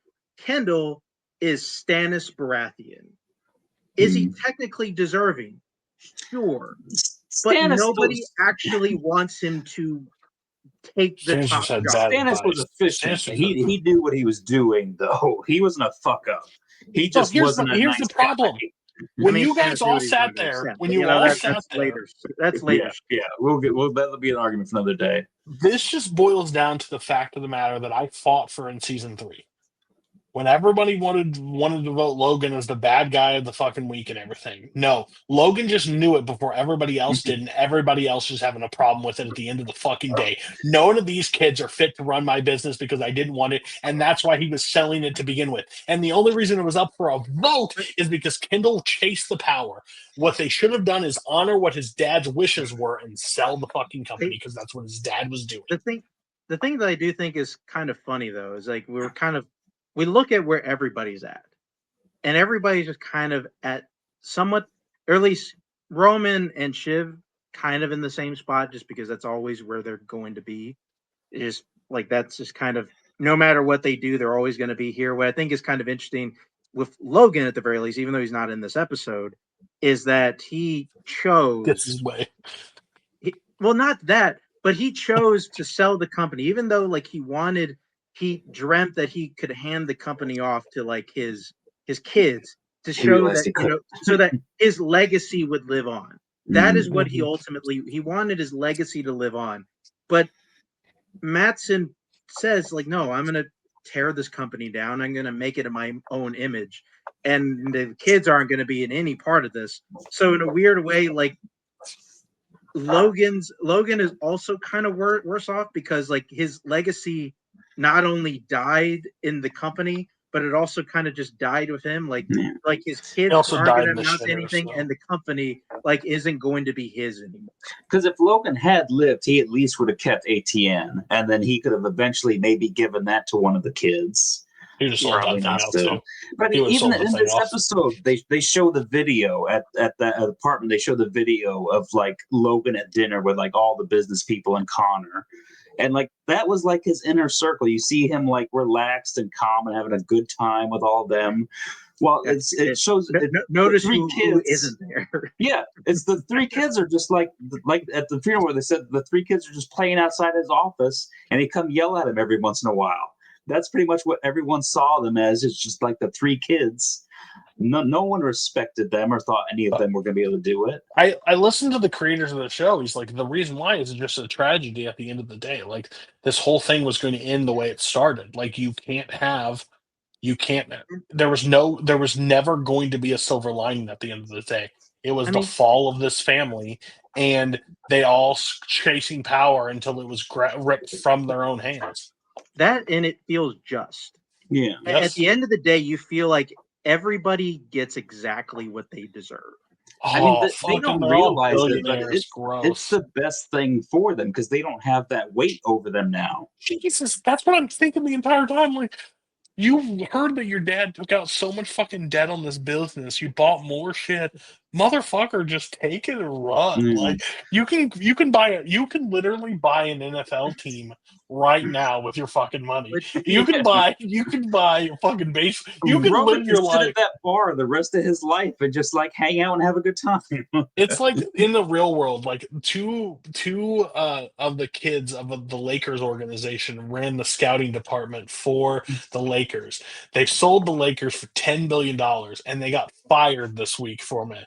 And everybody's like, oh my God, without just, why not? Further separation, they got $1 billion each to be let go from the thing. Oh, damn. Like, you just walk away with $1 billion and you don't have to work anymore. Like, I feel there's people that get fired from the job that have no income. You get a severance package of $1 billion. Yeah, we should not feel bad for these people at all. And I mean, Roman and Shiv are going to be fine. They're going to be fine. It's just really just. Like, Logan didn't want to give it to him. He's going to buy some company and run it into the ground and lose all his money and probably kill himself in like 5 years. But he's sitting on that bench and turns around and he's just standing there. And I'm just like, he is still under his dad's shadow. He can't escape. But he's all alone. Mm-hmm. I mean, but he's got to keep that guy close because that guy knows what happened. True. I also he didn't do that. Remember? I also see that as him just turning into his dad because he is now at the point where he has isolated everybody in his life. He's isolated his wife and his kids. He's isolated his brothers and his sisters. And at the end of the day, now he's just a rich guy where exactly like his dad in the end of his days, where his bodyguard will become his best friend. Yeah. Crazy. But Great show. I do want to like bring this up just on one end, just to, like I kind of want to get your guys' thought because I do think kind of similar to one of the shows we talked about it here, where I feel like this is a show, even though I'll just kind of point. I think the ending is kind of perfect. Like I think it's as good as it can be. I do think there is maybe potential one day if they wanted to, like down the line, like in the next 10, 15 years, we get like some type of like reunion season. Because I do think there is like still like something, like a story you could possibly tell, like after everything has happened. Even though I think the way they structure the story, the same thing is always going to happen no matter what. Yeah. I think there's enough on the bone for Tom and Shiv to have something. I just don't know if Roman and Kendall could be involved. Like, or you do like the next generation where you have like Shiv and Tom's kid fighting with Kendall's kids. And Roman's probably got some bastards out there too. Well, no, maybe not. No, probably not. I mean, because I'll be honest, I kind of felt the same way after we finished The Shield. Because I was kind of thinking after we finished The Shield, like how cool would it be if we see like a Vic Mackey story like 20 years after this? I'm telling you, he's probably running ice right now. That's where they get all their new tactics. he's like some like off-duty cop doing detective work, and like maybe Ronnie just gets out of prison. Like there, I think there's a story. There is Ronnie a story coming after Vic. That'd be nice. Okay. All Bad right. guy of the week. Jesus Christ. I'm not giving it to Shiv. I'm not. I would throw it at Kendall, to be honest with you. Yeah, I agree. I'll begrudgingly do it. I think Shiv is very much in there. Like I don't care what you guys say. What she does at the end is take your ball and go home, flipping over the game board. Any other that type of analogy, that's what that is. Like you take the $1 billion. You take the multi-billion dollars. You take them. You do not trust Kendall to make that money back for you. I don't. That's not why she did it. That's not why she did it. She ended up being rewarded for it, but that's not why she did it. Okay. Well, she did it because she didn't want Kendall to have it. You don't want Kendall to have it because Kendall can't have it. She doesn't want Kendall to have it because she doesn't like Kendall. That's fine. Also, Kendall can't do it. She knows it. Kendall couldn't handle a 2-minute meeting with his sister without throwing out like having a temper tantrum. Remember at the first episode when he's buying that company, he's like, "I'll go 1.4. We'll make it do that." And then his dad gets so fucking mad at him. Like, to be fair though, Kendall wasn't the one who was like, "Hey, why don't we just offer $10 billion for Pearson? Like, why not?" Do you think the kids are 9.5 sounds good? Yeah, they're all stupid. They're all stupid. You're right. You sold me. We didn't. You know what? I'll give it to Kendall because he did give us the best like meme I think maybe ever created. The like, if I don't get to do this, I might die. I mean, he is probably going to die soon. Let me flip some kill counts for you guys. Yeah, who won? Who got bad guy of the week the most out of this season? Let me look at it. I think you can do that tally if you need to. Yeah. So let's see. Roman got it twice. Okay. Logan got it twice. Oh, wow, Jesus. Seems Kendall too much. Got it once. Only twice. Like, well, technically, he got it 3 times because we did the Roy Parents one week where he shared it with the mom. That was such bullshit. That's Marty, at least that's at least 2 twice in the early days. Yeah, that's at least 2.5. I think we can count that. Marty. Yeah, so Marty, Roman, Logan all tied for 2 weeks. Oh, True Detective Marty, got it. I was like, what the fuck's Marty? What? That was ages ago. So technically, Logan wins with that 2.5. Yeah, so technically Logan not wins. 2.5. It's 2.5. It's Logan Paris. I said I would agree if it was Logan 10%, his mom 90%. Okay, You so guys agreed. 2.1. Sure, fine. So, Go fuck yourself, Mark. You always just try to bring me the fuck down. All right, Kill counts. kill counts. Having 7 pounds of leftovers. True Detective had 100 kills. The Leftovers had 158 kills.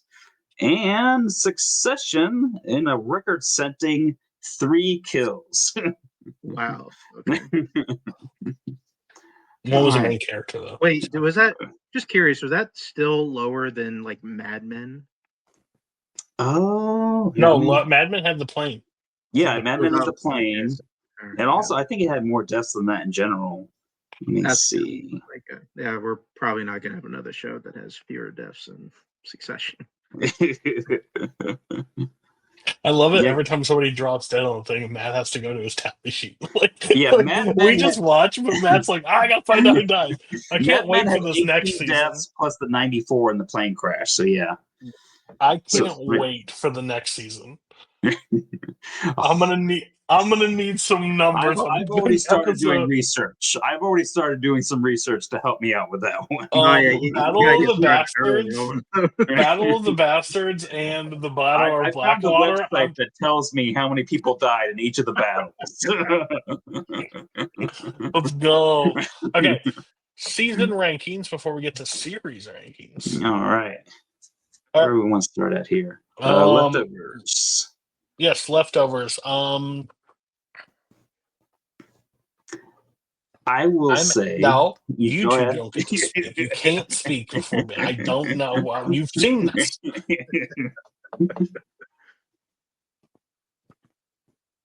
Hit me with your. I'm at a 3.5. 3. It's not getting any higher. Last episode, great. There's some good moments. All in all, Matt. We don't rank the series, so that will just be great. We just get to rank that against everything. We don't give a point total to that. So luckily, I don't have to. I'll be curious to see if you put it above The Sopranos when we get there. Time will tell. All right, Mark. What are you going to put for it? Might as well just complete the cycle. Like I gave the first 2 seasons 4.5, and I think this one's sitting right there. I think it's a 4.5 too. Like I think for the most part, for the exception of one person, which is Lori, I think this show wraps up everybody's character arc about as well as it does. I had a really fun time with pretty much every episode, even though we got a lot of like kind of the character type of episodes. I don't have a problem with that, especially I think all of them are enlightening to who they are as people, and I think especially in their case, they give great endings to pretty much everybody. Yeah. No, Finale. I think I agree with you because the finale is super strong. As like you said, it's one of the best series finales, I think. Yeah. And I feel like there's a couple episodes maybe I don't love for the season, so I'm going to give it a 4.5. It's not as good as the second season to me. So I'll let you math that out, Cody. Even though 4.0, 4.25. Well, 4.25 was so this should be 4.0 because last one was 4.25 and I had a 5-star then. So we'll say 4.0. Okay. Even though we both 4.0. Whatever. All right. The question is 4.0 or 4.15. Better than True Detective season 3? Yeah. No. Yeah. Yeah. From the way I have it ranked, I will say it is, yes. Okay. Yeah. Better than Succession season 1? No. I think it is. I'll co-sign on that. I think it is. Okay. It's not going to get much further than that. It is top 5 right now. It is right under Leftover season 2.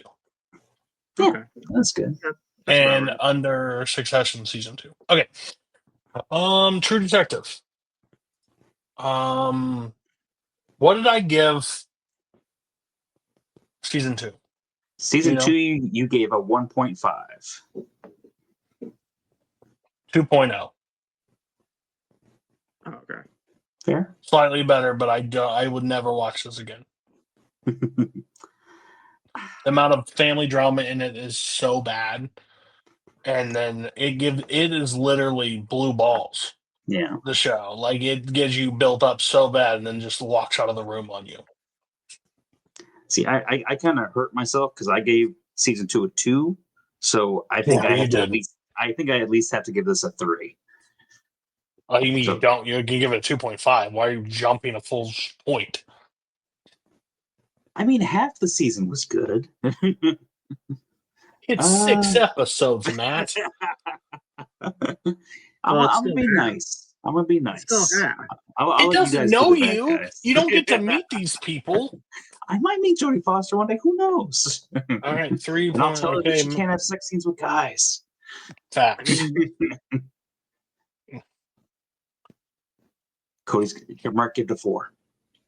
I'm gonna literally have this fucking family drama, Mark. Family drama. Supernatural. I went in not mystery. Everybody. We were talking about this, from as we're talking about the show last episode.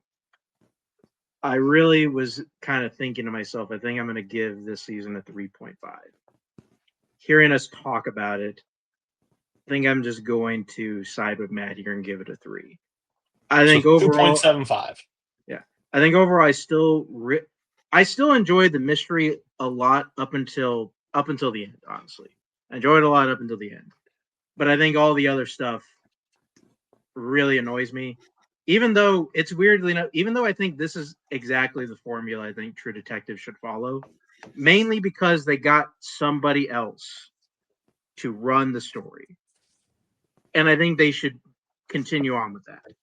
They should literally just keep handing the show off to different people and just do different stories. It honestly annoys me a bit that the creative team that did season 4 is going to do season 5. Kind of not looking forward to that, honestly. Like, I feel like they got their one. Maybe just get another HBO thing. Whatever, yeah. I'm at 3. Yeah, it's fine. It's better than 2. It's 1 full point per season 2. Season 2. What did I give Succession season 3? Season 3, you gave a 5.0. I'm matching that with a 5.0 on this season. Okay. It's an absolute perfect ending. It's fucking the most satisfying, tragic ending that has ever happened, and we're all like, "Yep, sounds about right." Like, the billionaires got it rough. Yeah, those fucking billionaires didn't get their daddy's company. Shit. They didn't get what are they gonna do love. now? Not work. Mark? Oh, we're going to me. Well, me, yeah, this is the best season of Succession, absolutely, and it has one of the few, I would say, perfect endings. It is such a righteous ending that we see 3 incredibly flawed business people ultimately get smarted out by a seasoned businessman, and all of them kind of end up exactly where they were, and now they're just sad rich people. Like, it's a perfect way to bid farewell. So yeah, this is a 5. It is a 5 season, yes. Man. Yeah, I don't think we've done this in a while. I'm gonna go ahead and give it a 5 stars as well. Top of the year. There it is. Wait, is it really? Is it above the season 1 of True? Did you give True Detective season 1 a 4.5? Cody and I both gave season 1 of True Detective 4.5. You bastards! Damn it! It's not gonna. It wouldn't matter anyway. Whatever. You guys. Here's. I told you this last time. You didn't realize, but Succession season 3 and season 4 are above True Detective season 1. That's fucking dumb. True Detective season 3, season 3 of Succession is tied at point value, but me and Matt put it a step higher on lyric. So it's third. So this season breaks down as followed. Number 1, Succession season 4. Step 2, place 2, Succession season 3. Third place, True Detective season 1. Should be at least Fourth three. place, Succession season 2. Fifth and sixth are for the leftovers, 2 and season 3. 7 place is Succession season 1 at a 4.0. And then you have True Detective season 3 at 8, Leftover season 1 at 9, and then both True Detectives, Night Country and season 2 are at the bottom of 10 and 11. Now I have, so this is where I'm sitting. Yeah, this is where Cody takes over. This is where I'm sitting. So I have a feeling the conversation is going to be this. I feel like I know Succession is going far up this list. It's just, where does it end? Is it going to pass Mad Men? Is the question that's going to be on the table. So first, we're going to make this real easy. True Detective. Is it better than Oz? Yes. Is it better than The Sopranos? The first season is so strong, but then the rest. The first season, I think, is better than any season of The Sopranos. I can co-sign that. And I think the third season of True Detective, I think, is better than most seasons of The Sopranos. I'm going to put it slightly above just because it's less episodes. That's not a fair argument. We don't judge on length here. We judge on quality. I would put it under The Sopranos. I think the season 1 is season. If we did single seasons, True Detective season 1 would be in the top 10, easy with a bullet. I think of seasons. It is not better than Sopranos overall as a show. There is 2 seasons in there that are almost unwatchable. There is not 2 seasons. There is not a season of But The it's an Sopranos anthology, that is so you can just skip those seasons. It doesn't matter. No, they tie them all in. Cole and fucking Marty are mentioned in every episode, every season. I feel like the fact that we're talking about this tells you that it's closer than you think. But I think The Sopranos, it does edge it out. I think I put it in 8, unfortunately. It was nice to think about it for a minute, but yeah, we'll give it a All Sopranos. right. Leftovers. It's better than Oz and that. Is it better than The Sopranos? Yes. Yes. I would have thought that one. Yes. A little bit, but that's right. Is it better than The Shield? No. Yes. I think it is, yes. Overall, as a show. Overall. It is the most consistent. Shield season 5 is better than the whole thing, but as a whole, every season of The Shield is better than any other season of. Here's the problem with The Shield, or at least for me. I don't think The Shield gets great until season 4. Mm-hmm. Season 3. No, season 4 isn't season 3 with. Season 4 is Glenn Close. Season 4 Never mind, you're right. Yeah, you're right. Like so I think that's the problem. Of okay stuff. Like I feel like we got to get through a lot of stuff with the because once it gets going, it's great. But I feel like there's a lot of time we have to take before it gets good, and it's probably because it's shorter. But I do think like the time for leftover, like the leftovers, just feels like it gets going much quicker. Mm-hmm. Like I think we can all agree by episode 3, like the show is just kind of off and running. Yeah. Is it better than Mad No. Matt, you don't even have to argue. It's fine. Yeah, you guys have already said so. You saved me having to make that decision. Well, okay. I'm curious. Like, do you think it is better? Like, do you think it's close? I think it's close, but I will say Mad Men edges it. Mad I Men. don't think it's close at all. Mad Men might be one of those shows that I'm sitting. If going back in time right now, Mark, sit down, take a deep breath. I think Mad Men's better than The Wire. I just truly think. I think Mad Men is one of those shows that is absolutely just the smartest writing that is ever one of the smartest writing that's ever existed on television. It's really good. It's not better than The Wire. I like it. Well, okay, It's Succession. it's one of those shows that even though it's kind of long, I'll rewatch every now and again. Mad Men has graduated up to that, very much like The Wire and Breaking Bad. Is Succession better than The Leftovers? Yes. Yes. Personally, I'm a no. But Is Succession better than Mad Men? No. Yes. Yes.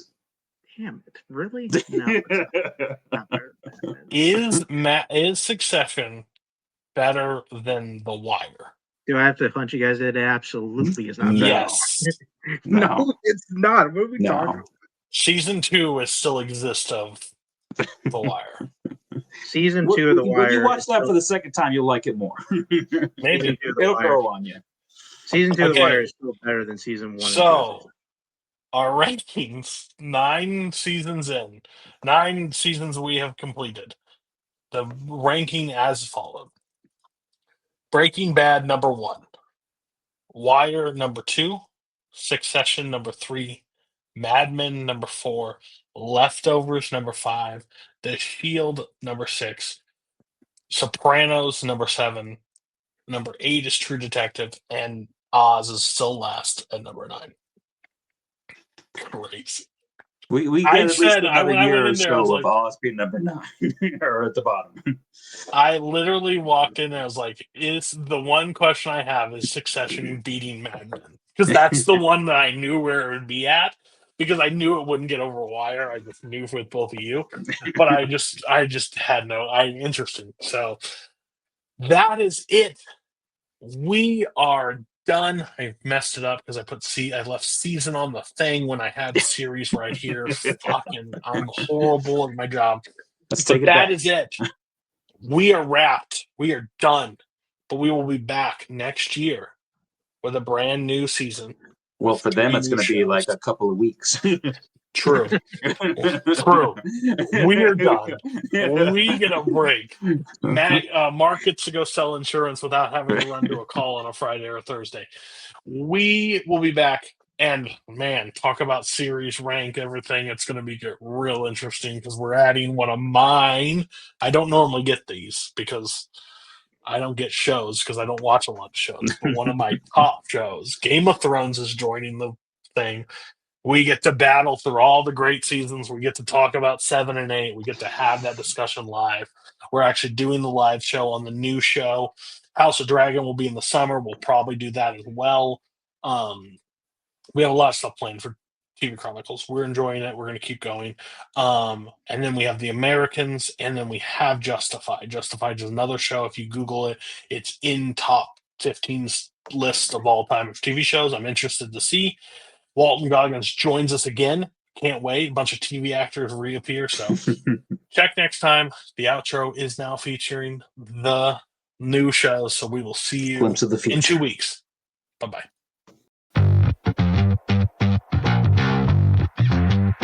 When you play the Game of Thrones, you win or you die. There is no middle ground.